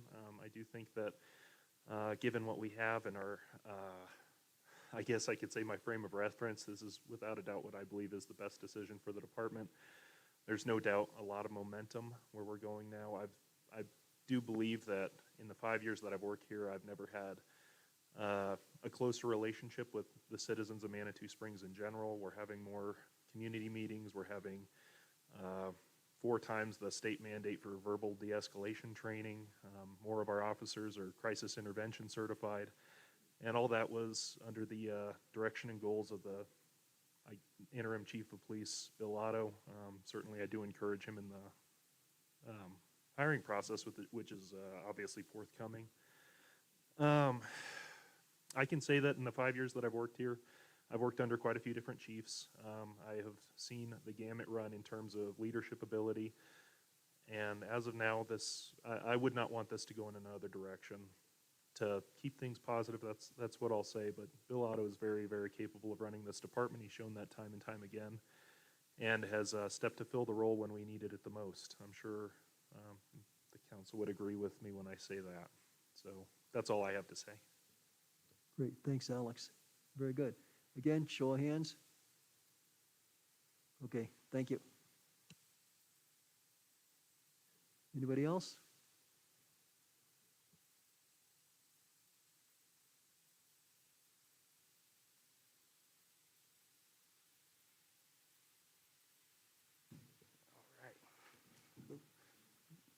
I wanted to make sure I was close enough. Officer Levi Hoover, 805 Fleming Street, Colorado Springs, Colorado. I'm also one of the senior officers that's been here for a while. I've seen all of the chiefs we have received. Some of the other officers hit on it. I just really want to shed light on how important it is. The fact that he was an interim chief. I was the only officer that was CIT certified back in 2017. When I got this training, I tried to express the very importance of this to other chiefs and stuff, because with Minneapolis and everything with the public, CIT is not just for people in crisis and stuff. It gives you a good way to just be a part of the community, talk to the community and everything. So I was a huge advocate for it. And the fact that an interim chief came in, and I believe we're only 3 people short as far as being CIT certified, just shows how dedicated he is to the community, not just the police department. As well as he actually gave us an opportunity to be a part of the crisis negotiations unit with El Paso County Sheriff's Office, which also gets Manitou's name out there. We get to show the public that we're here. I'm also a member of that as well. So I think he's doing great things. He's got plans for the future that he's made known. So I'm just hoping he can be able to stay here with us and succeed in those plans. Julie, question? What's CIT training? CIT training is crisis intervention training. So their biggest aspect for CIT is just for people in crises and stuff to be able to identify between a crisis and an aggressive party, I guess you could say, knowing when to identify this person is going through a mental health issue and they need help. They don't need enforcement, they need help. Hence why I was a huge advocate for it, because in Manitou we do have people that suffer from crises and stuff like that. And I really wanted Manitou to adopt it a lot more. So the fact that, again, we're almost 100% certified, I am over the moon about. Thank you. Thank you very much, Officer. Show of hands. Okay, this is getting to be a pretty informative evening. Thank you. Okay. Anyone else care to speak? I guess not. Well, thank you very much. I think this speaks a great deal to the professionalism of our department and our officers. So on behalf of council, I want to thank you all for what you bring to the streets and to the city of Manitou. I think, the last year and a half in the police force, it's been kind of difficult, and council kind of felt a lot of that angst some time ago, but I'm glad to see that the direction has changed, and we appreciate, again, we appreciate your service and your helpful words. Council, any remarks to the officers? Or you want to lead us in applause, Julie? I just say ditto. Okay, ditto. Great. Thank you very much.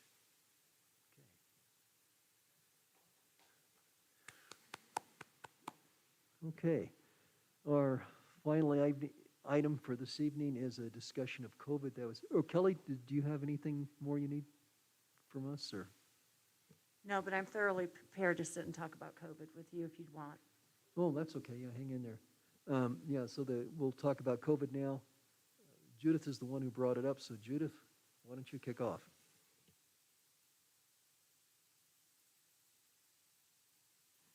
So I was thinking maybe Denise Howell and maybe Kelly could give us some, just kind of bring us up to date here, and then we can have a discussion. Would that be?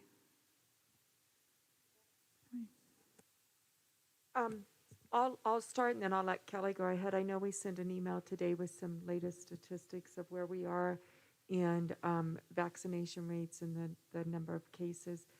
This is not, I will say, I just have been talking to other cities and I think we're all experiencing this as we move forward. So I'll let Kelly provide the details and she sent that out earlier today, I think about 3:15 or so. So Kelly, if you don't mind going ahead and taking it.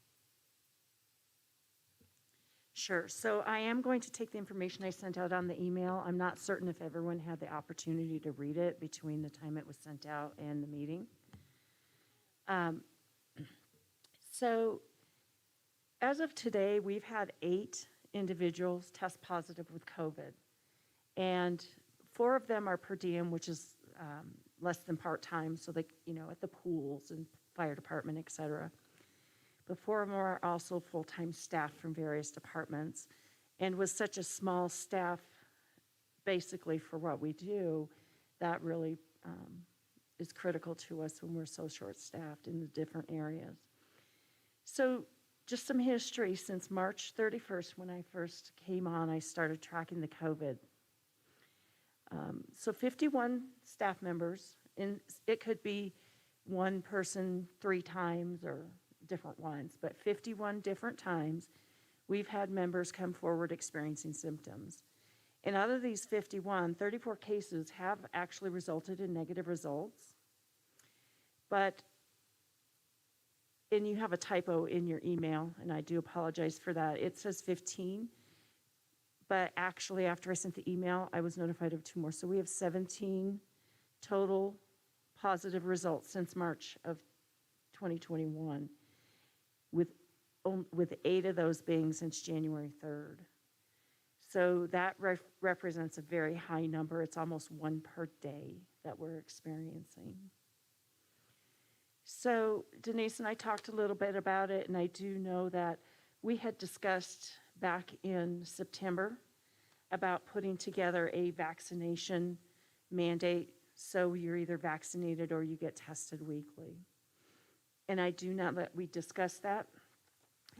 But one of the things that has happened is there's been a lot of back and forth with the mandatory vaccination policy for employees from President Biden. There's been a lot of court issues. If everyone's watched the news, we know that it goes to this court, they say it's good, we are good to go, and then they get another stop by another court. So it's back and forth. The one thing with that, they did have a temporary emergency standard that we could use. The issue with that is that one also got stopped. And we didn't, the mandate had not been fully implemented, and then it got changed again by the appeals court. So right now what's in the courts is President Biden is trying to get it through that private employers with 100 employees or more that are subject to the OSHA, are mandatory vaccinations or weekly testing. That and the healthcare workers.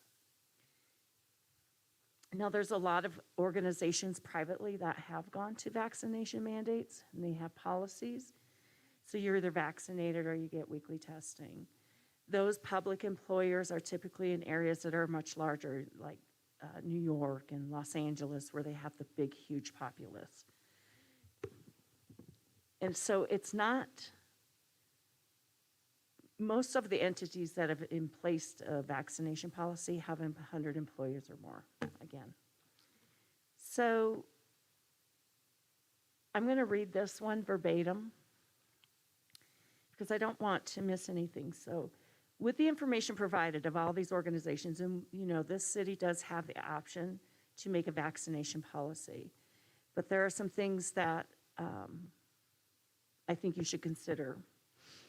With the information provided, the city of Manitou Springs, we could implement a vaccination policy that requires unvaccinated personnel to take a weekly test. Currently, the city has 215 tests available. That's a very close estimation this afternoon when I checked with the fire department on the tests that we have. So if we have 29 individuals who are not vaccinated, we'd be able to test each one of them for approximately 7 weeks. Or we could send them to send the unvaccinated individuals to an offsite testing center on a weekly basis. However, that route means that we get results back in 2 to 5 days. So we're losing staff time for 2 to 5 days while we're waiting for test results to come back. And that impacts our productivity and the abilities of the organization to serve the public. So another option we discussed today was maybe there's a specific location where we could set up weekly tests and scatter staff throughout, Monday, Tuesday, Wednesday, Thursday, Friday. So with 29 people, we're looking at about 6 people per day being out and waiting for that 2 to 5 days to come back to work. So now if we do have the testing in-house and we use the test kits that we currently have, and I will tell you that testing kits are getting harder and harder to obtain. I did place another order for another 96. That's all that they will let you order at one time, but it doesn't have a delivery date. They said that they would get back to us. So, but if we use all those tests to do the weekly testing for the staff that aren't vaccinated, then what do we do for the people who start experiencing symptoms? So then we don't have the ability to do a rapid test there.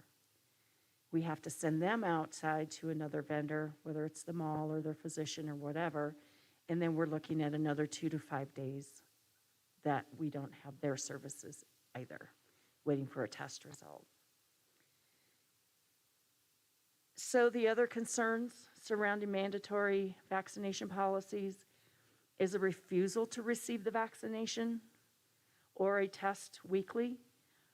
It could result in personnel seeking a reasonable accommodation, whether that be medical. Medical, as I put in here, they're very, very easy to get documented and verified with a physician. But when we're talking about a religious exemption, those are much harder, because if someone has a personal religious belief that is very strongly held, sometimes people are not affiliated with a particular religious, Catholic or Baptist or whatever it may be. They just have that personal. So those are a little harder to document. So that could create controversy and lead to employment ramifications for both the employee and the city. If we did a termination over it, or if the employee left over it. So big kind of picture here, if we were to lose 29 staff members, let's say they all decided they want to get vaccinated for whatever reason, they're not going to subject to weekly tests. If we lost 29 members, that would leave this city in a very critical position. So we'd be hard pressed to provide the services to the citizens of this community. So we discussed all of this in the directors meeting shortly after the September council meeting last year, when the vaccination policy was discussed in this room. It was determined that that vaccination policy, because the federal government wasn't able to get anything in line yet, things were so, yes, we're going to do it, no, we're not going to do it. And then the fact that we don't have the ability to have that many staff out at once. We did talk about placing it on hold for the time being, and we would review it later. Unfortunately, it was an oversight that city administrator, she didn't get the council updated accordingly. And I know it wasn't intentional, it was just a busy oversight. So that's where we are today. We can certainly, I already have a policy formulated that I've sent to our attorney. He hasn't gotten back with us yet. But we can certainly adopt a policy if that's the direction that council wants to go. I do want to state that effective yesterday, there was a mandate that all employees will wear N95 masks anytime they're in a building, anytime they're in a vehicle with two or more. Our COVID policy is still in place as far as meeting sizes, and if it's too large of a number, there has to be at least 6 feet available between everybody with masks on. So all of the standard COVID protocols are in place, including the cleaning, and the masks have been upgraded to the N95. They're no longer allowed to just have a cloth or a paper mask. Could I just suggest that you include KN95s, because I think everyone in this room is wearing a KN95, not an N95. Yes, you're correct. It is a KN95. Can I make two other comments? Is we are also moving to all pretty much Teams meetings. So we are not meeting face-to-face internally or externally. I know a couple of meetings that were external, we've moved them now to Teams meetings. We do have the Planning Commission tomorrow night in person. I've spoken with the Planning Commission chair and felt that we needed to do that because that was how it was posted.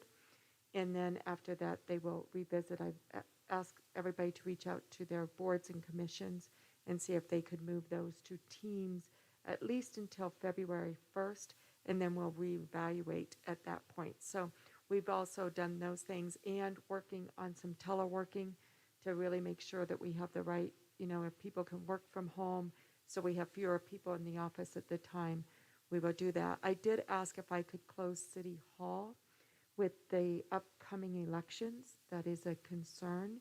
And if I do close City Hall, I have to keep the city clerk's office open for the upcoming elections until the elections is over. So I'd have to put a barricade and keep the door open at this time. I guess that brings up the question about our council meetings.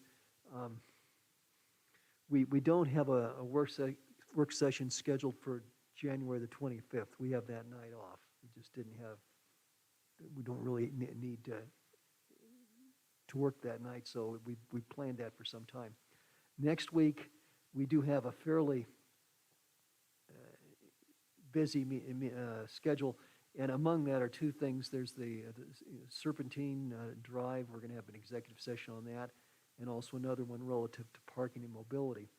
I think back to when we're actually having, I think, a hybrid meeting. We were trying to do an executive session that involved, with Pat Wilson, one of Jeff Parker's associates. He was trying to talk to us over his phone, speaking into Judy's microphone, and I think it was a pretty frustrating meeting. I think we lost about an hour, and a number of us were pretty upset about, or not happy about how that meeting went.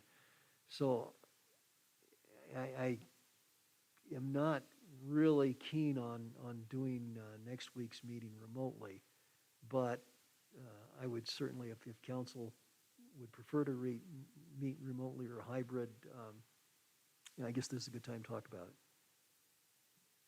Maybe we can just go around the room. Julie, how do you feel about remote meetings in council?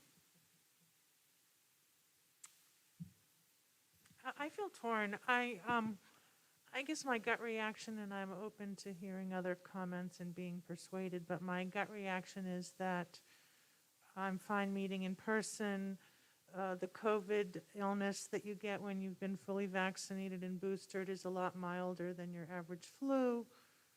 You can just get it just as well, going to King Soopers. So we sit apart, I'm comfortable continuing to meet in person, personally, at least at this at this position. If there are other people that feel strongly otherwise, however, I would respect that and want to at least have a hybrid and in-person option like we had for a while, so that we can go both ways. I would hope that we would maybe have some improved technology assistance by then.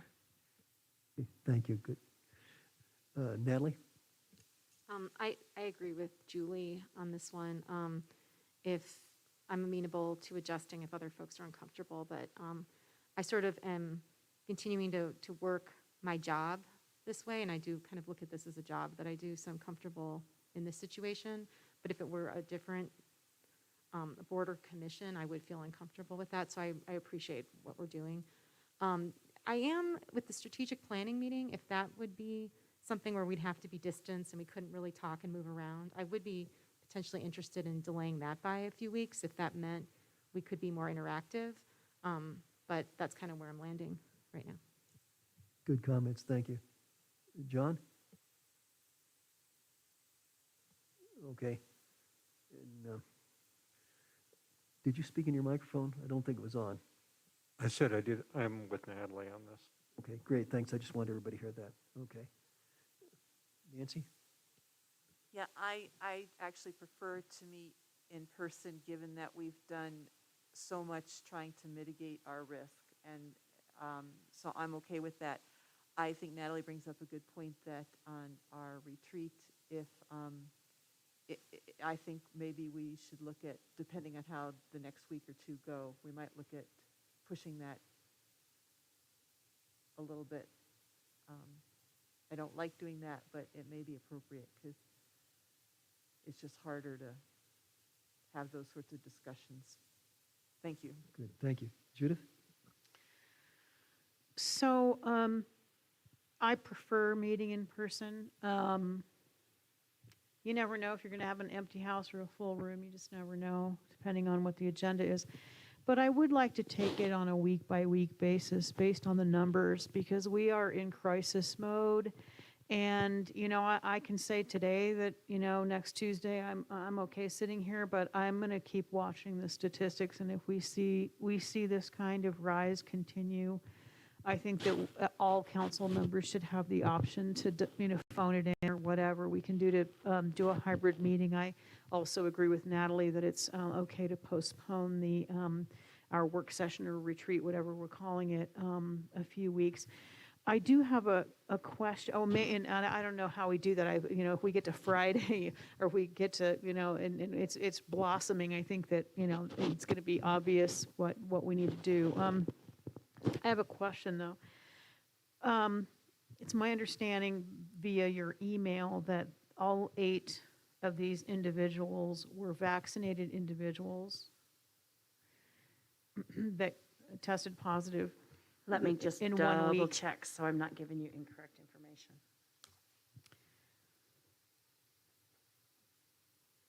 Either that or I got it from the city administrator. Yeah, the 6 were vaccinated, but I don't know about the 2 additional ones that came on.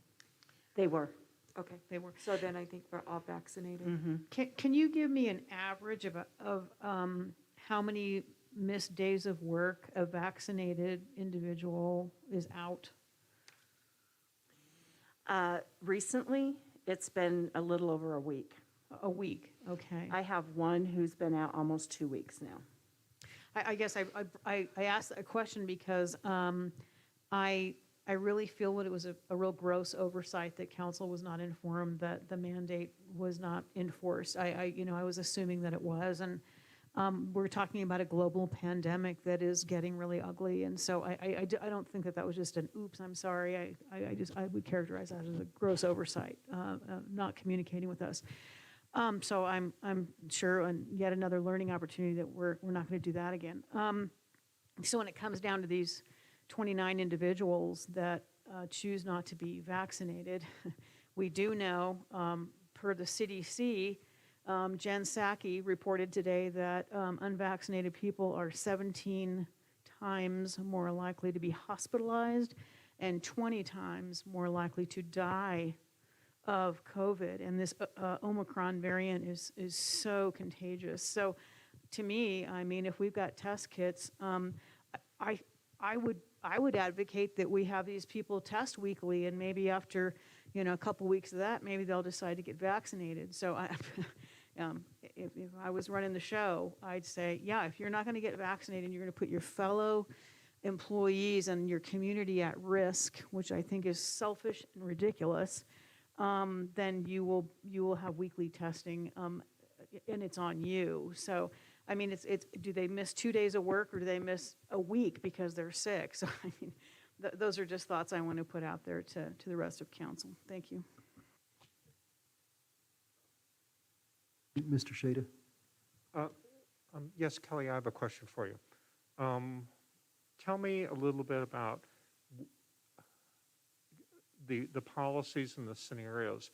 When somebody calls in sick, okay, because they have COVID or whatever, however they're disclosing that, typically, what's like our sick time policy? What are we paying for? Just go over that without me having to look back in the personnel manual. Can you go over that?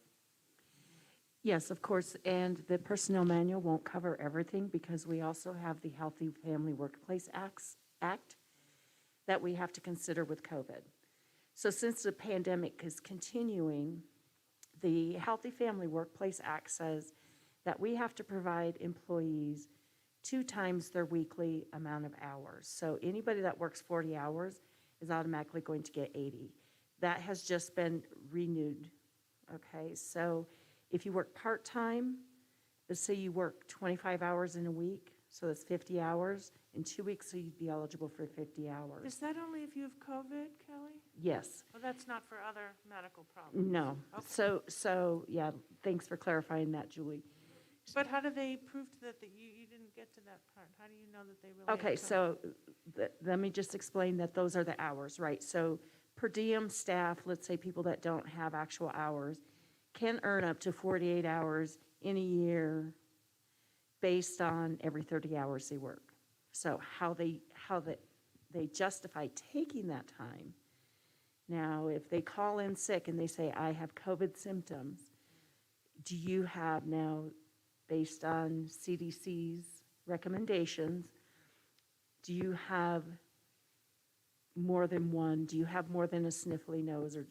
So are you experiencing some significant symptoms of COVID? And we've got all the symptoms listed out for staff. If they are, we direct them to contact the fire department where they can make a time to go in that day and get a rapid test. There we immediately know whether they test negative or positive. If they test negative and they want to take sick time, that comes out of their regular sick bank. If they test positive, then that's when we start tallying out of the COVID sick. Now, that total, let's say, is a full-time person, that total 80 hours is good for the entire year. So if you exhaust that 80 hours in your first 2 weeks, in the first 2 weeks of the year, the rest of the year, that sick time is going to come out of your personal bank because we're only required to provide that money. So, but that's how we're making that determination, is if they have a positive test, then we can extract from a COVID bank first. If they have a negative test, it all goes to their personal regular sick time bank. Does that answer your question? Yes, thank you. Okay. Yes, and that's exactly what I wanted you to go over was, the nexus of our employment program and the federal law on this. Thank you. Mm-hmm. Can I just mention, they don't get to take the COVID test or COVID time unless we have a positive test.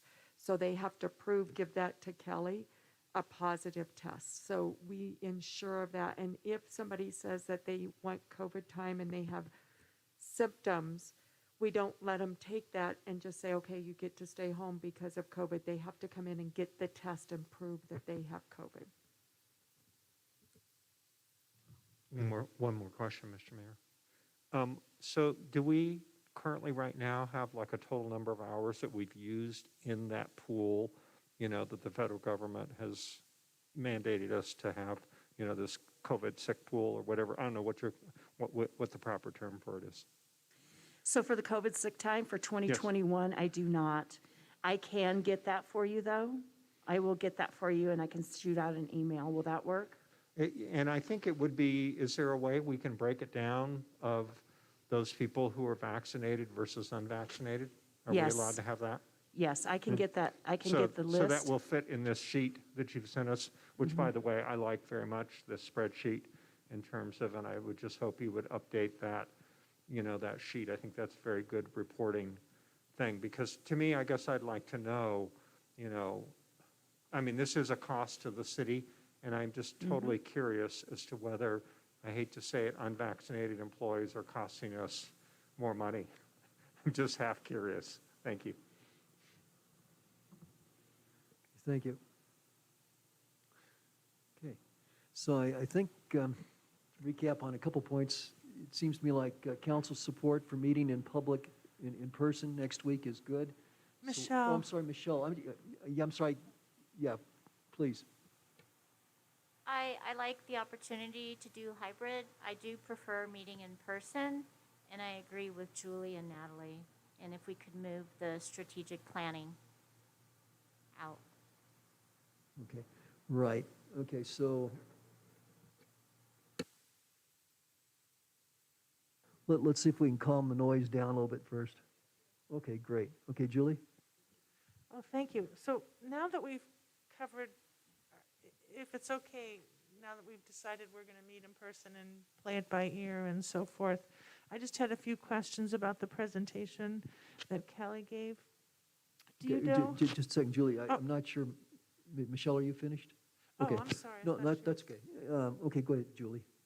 Did they have testing in town 6 days a week? The testing, from what I understand, is at the Citadel Mall, I think it's 7 days a week, and at the Chapel Hills Mall, 6 to 7 days a week. However, the lines are upwards of, Oh, that's not my problem. Okay, so Okay. here's my concern, is that, you said, oh, if we require the unvaccinated people to get tested, then we're going to have to, if I understood correctly, pay them to be on the clock to leave work, go get tested, and then come back. And I'm like, no. Other people I know who are employees, they have to get tested on their own time once a week and bring that proof in. And it doesn't matter if the test results come in 4 days after you get tested. If you get tested every Monday and every Thursday you give your test results to your employer, that's fine. So I don't agree that it's mandatory for us to pay the person to go get tested while they're on the clock getting, supposedly working here. Then the other thing is, you said something about, and this is just my own ignorance because I don't know, You said something about a religious excuse to be tested.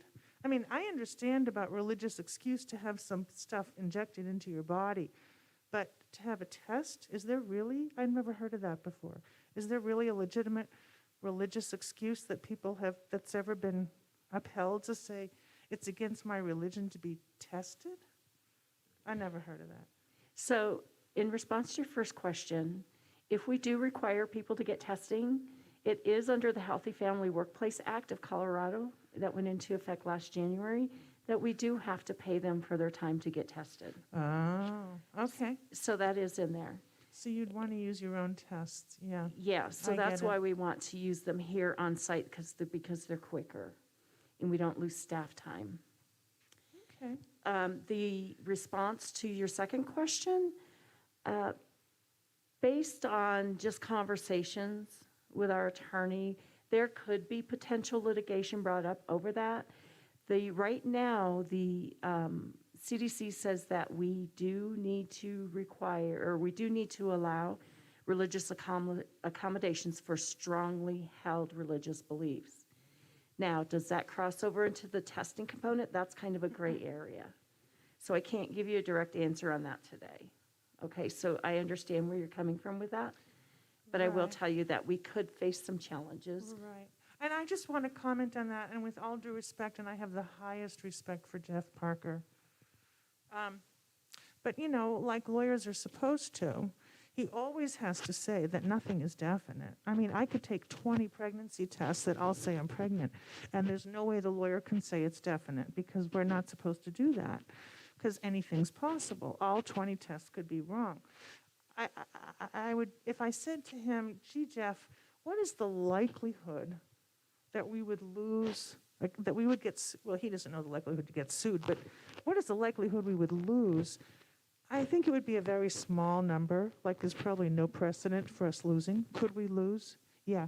But, so I'm not really persuaded by we'd have to come up with special accommodations with people who don't want to take tests. Maybe that accommodation is they just need to work permanently from home or get a different job. But that's my feeling. Thanks. All right, thank you. Okay, I think we've, okay, so we'll meet in person next week. We're off the 25th. We'll play it by ear. We'll plan to do our meeting on February 5th, but that may change. We'll just monitor it. I think those things we have coherence on in terms of council. I'm not sure we have made it clear to Denise and Kelly what our expectations are relative to staff. Denise, you have questions? Just wanted to mention, if you decide to do a hybrid meeting, I need more time than by Friday, because we have to bring in somebody to help us with that again and get everything set up. We don't have all of that. So if you decide to do a hybrid meeting on Friday, we probably need to do a Zoom meeting instead. So I'm just saying, as you manage this, make sure you give us time to get everything in place. So if things like, I know you mentioned maybe Friday, if so, and you decide that you don't want to come in, or a couple people don't want to come in, a consideration is to have it, instead of a hybrid, have it a Zoom meeting only. Okay, thanks for When making. do you need to know?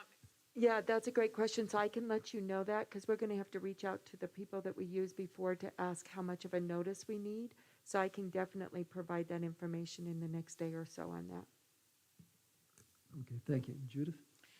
Since COVID is also on the 18th regular session meeting, at which time, Dr. Domain, and I don't know if Leslie Lewis from the Chamber will be speaking on the business community, but I think that what I would like to see is I'd like to review the information that we've asked Kelly to provide for us, and then continue this discussion based on that and, where we are statistically with COVID in El Paso County when we have our next meeting next Tuesday. Okay. Denise and I then just Nancy. got notice that the school will not be, they are wanting to wait to present. I just got that notice today from Natalie that they would like to wait till the February timeframe, I believe. But we can put COVID on and present all the data that you've asked for tonight from the city. So we can definitely have that. I may not have it all written up by tomorrow, which is the deadline, but we'll do our best to try to get everything by Friday. So give us some grace as we're trying to gather everything and get it together. Okay, thank you. Nancy? Yeah, my question was going to be, why are we having COVID on the agenda next week for masking? We know, I can't imagine that any of us are interested in changing the mask mandate at this point. Yeah, I think that's a good point. And Judith, were you looking basically for just an update on COVID, or? Well, I didn't, I was unaware that Dr. Domain was not going to present. It's come to my attention that, there is not a tremendous compliance in D14 schools with masks, and I'm concerned about that.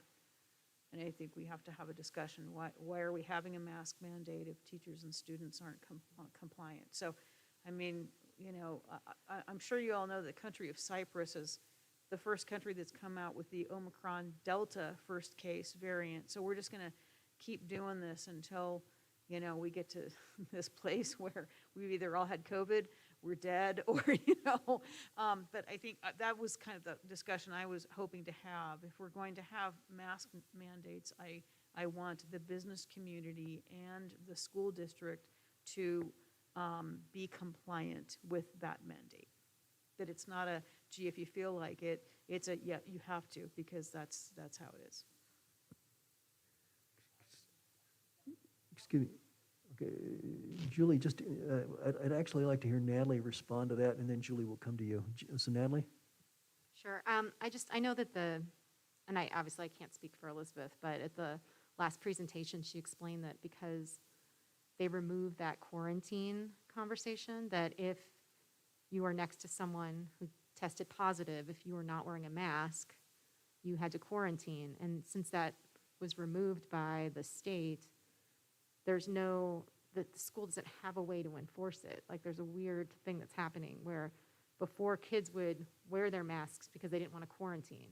But since that was removed, there's no enforcement option that the schools really have. I think that's where Elizabeth came to us last time and said we're really struggling. But yeah, I'm sure she could probably send out an email or something to council as well and give an update that way. Okay, thank you. Julie? I don't know what the solution is, but Judith just mentioned, you know, the importance of enforcement, and it's my understanding that we've been informed that somebody decided, I don't know who, that we're not going to enforce any business mask mandates in Manitou. Have there been any? I haven't heard about any police or mandate. I mean, maybe a business owner might ask nicely for someone to leave if they're not. But there's no enforcement in Manitou, is there? That's my understanding, that somebody decided not to enforce our new ordinance. We have had a couple of times that police have gone out to a couple of businesses and talked to them about not doing the mask mandate. So we have, I wouldn't say we've closed anybody down, but we've definitely have been out and had conversations with ones that's been reported to us. And we've also, I assume, not issued any fines, not one, correct? I mean, I'm not asking for a business to be closed down, but we do have fines and things. No one's ever been fined either, have they? I'm pretty sure somebody got a ticket. Well, in fact, yeah, I know. It was, in fact, it was a local guy. It was, gosh, it's been over a year ago. He went into Red Dog without a mask. They told him he couldn't be there without a mask. He got belligerent. They called the police. And Oh, that's trespassing. well, yeah, and that's, I think, how we've seen this playing out, that if I mean, if you'll remember, we got into that nebulous area, can we enforce it? Well, we can enforce trespass. So if the business owner or an employee calls the police and said, this person won't comply, can you escort him out or whatever? So we have had at least one occasion of that. I think it would be very useful to just have an email on what the enforcement is, because under our current mandate, it's you lose your license, you lose your business license, is the enforcement. So you go from education to losing your license. So I would just like perhaps an email educating us as to what the options are or could be. And I know trespassing continues to be one if the business wants to. It's by exception, by complaint-based.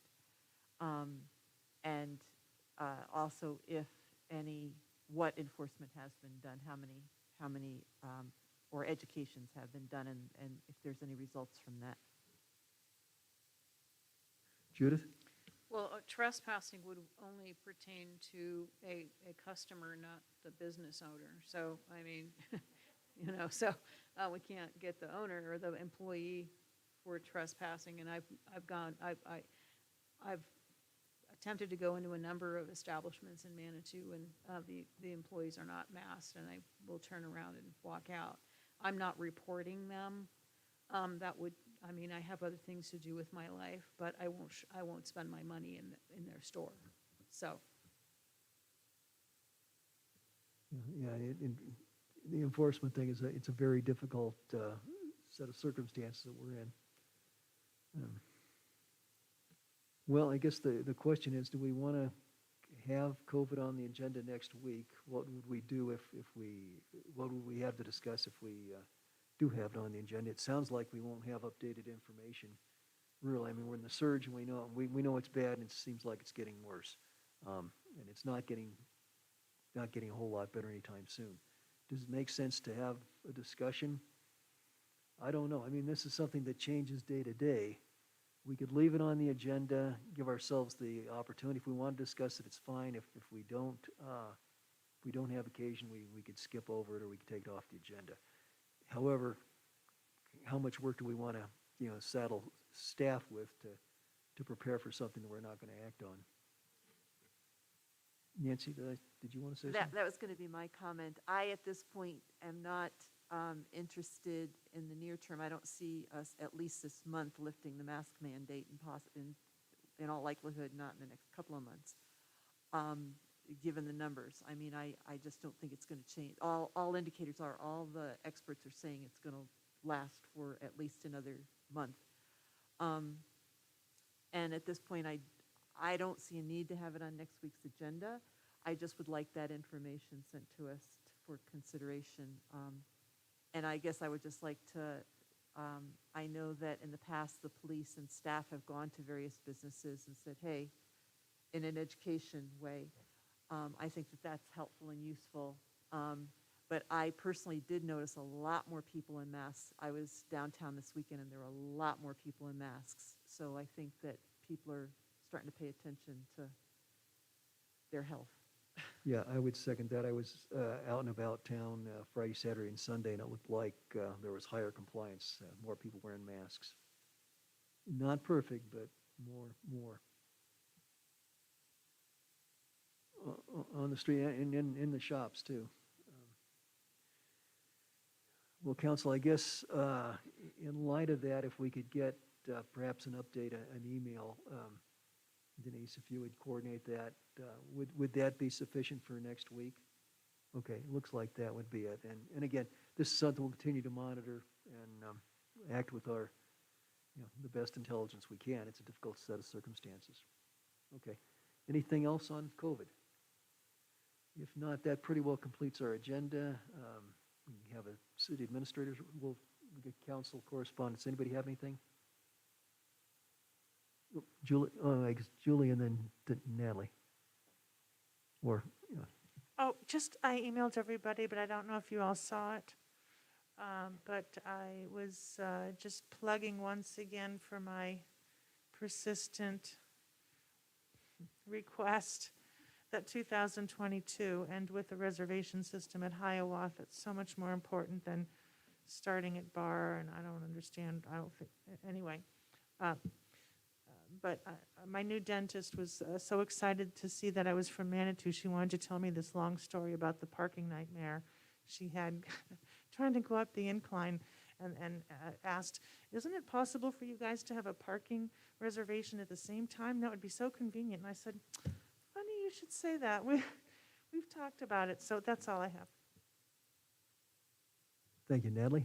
Mine actually was just a question for you, Mayor, about the strategic planning meeting. I'm just curious as to your thoughts of how that meeting is going to sort of operate. I'm just excited. Okay. So, Yeah, and actually, Mr. Shada and I spent a couple hours yesterday going over this, and we're planning on getting together on Thursday. John, would you like to speak to that? Put you on the spot. I think John and I talked about lots of different options. One of the things that that I talked to John about that was kind of my preference, that we not make it an all-day meeting, and that it would be much more, shall we say, conversational with council as opposed to presentational, okay, that type of thing. So, yeah, John and I spoke about this for about an hour and 45 minutes. So, I think our thoughts will be starting to gel up in the next week, and we'll probably be able to report back to you. Yeah, Thank and you. I think we'd like to do that. We sort of wanted to coalesce and see where each other, I mean, we thought we'd start with kind of, it's like making a snowball, it's small. We make our own little snowball, and then when we started to get some cohesion, then we thought maybe we could, present that to rest council and get some direction so that when we get to February 5th, then hopefully we'll have it, we'd be getting some critical mass. So, can you stay tuned? Okay, thanks. And I guess what I'd like to say is, if you have thoughts on that, if you want to express those to me directly, call me, please. I'd be interested in people's thoughts on this. Okay, thank you. Yeah, great, thanks. Good points, good comments. Anybody else got anything? Okay, let's go to the city administrator's report. Roy? Okay, I just have two things. The large tree on Manitou Avenue will be removed on Thursday, if you've seen that. But they did inspect it, and it is currently safe and not going anywhere, and those are not electrical lines. So, but it'll be removed on Thursday. And then we are moving forward on the Stantec traffic engineering study for the transit, and working to have that information to the council first quarter. So, thank you. Great, thanks. Denise? Yeah, I just want to mention that large tree is right down by the chamber. If you've seen it, it's leaning over, looks scarier than I think it is, but we do need to take care of it. And CSU, I believe, is managing that. Is it CSU? No, we have tall timbers that's Okay. gonna come out. Okay, so we're getting with that. Couple of quick things. The COVID vaccination clinic is this Thursday, 12 to 6. Please encourage people to attend. You can register online, so it's quick. You can come in, get your vaccination. We are going to hold it in this area, so we are doing that. I am moving the blood drive at the end of January back. Just I'm trying to protect staff and everybody as we move forward, and I don't want to open this area up unless absolutely needed. So I'm moving that back into the February timeframe. We don't have the exact date, but I've changed that also as we're moving forward. I would ask, on last Friday, we did a 4-hour training with all the leadership team with the Beehive on trauma-informed community. We were supposed to do another 4-hour training this Friday. We're either going to look at doing it via Teams or postponing it to complete it. I'm not going to bring all the leadership team together right now. So it was a great training, really informative, and we have another 4 hours, and then the leadership team is trained on that. And I think everybody has really great conversation. Just for those of you, I would encourage you to go through that training if you have the opportunity. It is very helpful. I did send out a dashboard, a preliminary dashboard to everybody the end of December. I would like your feedback on this. If we're just, I'm trying to meet your needs and see what you want. And I said I would send that out monthly to provide updates. If you like it, say this is great. If you say here's some opportunities to change it, please give me that feedback so I can make sure I meet your needs. Let's see, the other item is I wanted to let you know I have enrolled and started with the Professional Development Academy, High Performance Leadership Academy. It is a 12-week course. It's a master's level course. It takes somewhere between 6 to 12 hours a week for my commitment, and it's all online. I will have a cohort group that's all city managers throughout the United States. So I'll be talking to them and going, and I can send you the link. John, I don't know if that's what you're or Councilor Shade, I don't know if that's what you're looking for, but I can definitely send the link. It includes leadership mindset and positive engagement, leading effective change, communication and collaboration, and leading high-performance teams. So I'll definitely provide you updates as I go through this. It is a huge time commitment, but it was online, and I felt like it was the right thing to do because it's really talking with other city managers, which will be helpful as we move forward. So I started that this week. It's the things that you've asked me to follow up on, and I just want to make sure is our debt ceiling, research that and get that back of where we are with that, so I'll follow up on that. A statement from the Library Foundation regarding the bylaws, so I'll make sure that gets sent to everybody. COVID sick time, vaccinated versus unvaccinated, we'll get that information out to you. And hybrid meetings, what time frame would I need to know that? So I'll try to get that hopefully tomorrow, but I'm not sure. Email enforcement and what has happened with that and the policies, so I'll do those. I believe those are the things we are asking you to send us any questions that you would like for the chief of police in the interview. So if you have questions, please send those to Kelly and myself so we can start compiling that as we move forward. Is there anything that I missed for what you've asked me to complete? Did you just send us an email reminding us to send you the questions for the police? You bet, and I will give you a deadline. So once Thank we you. get, because we haven't really looked at the time frame, so let Kelly pull that together, and then we'll let you know kind of a time frame and what we need, because we'll want to have you all look at the questions and decide. So yes, I can do that with a time frame. Julie, do you have something? I had the same question, so I'm good, thanks. Okay, great. Okay, well, if there's no objections, and since we're using kind of the format of a regular meeting, I would entertain a motion to adjourn. I move to adjourn. Second? All in favor, say aye. Aye. Good evening. Thank you very much.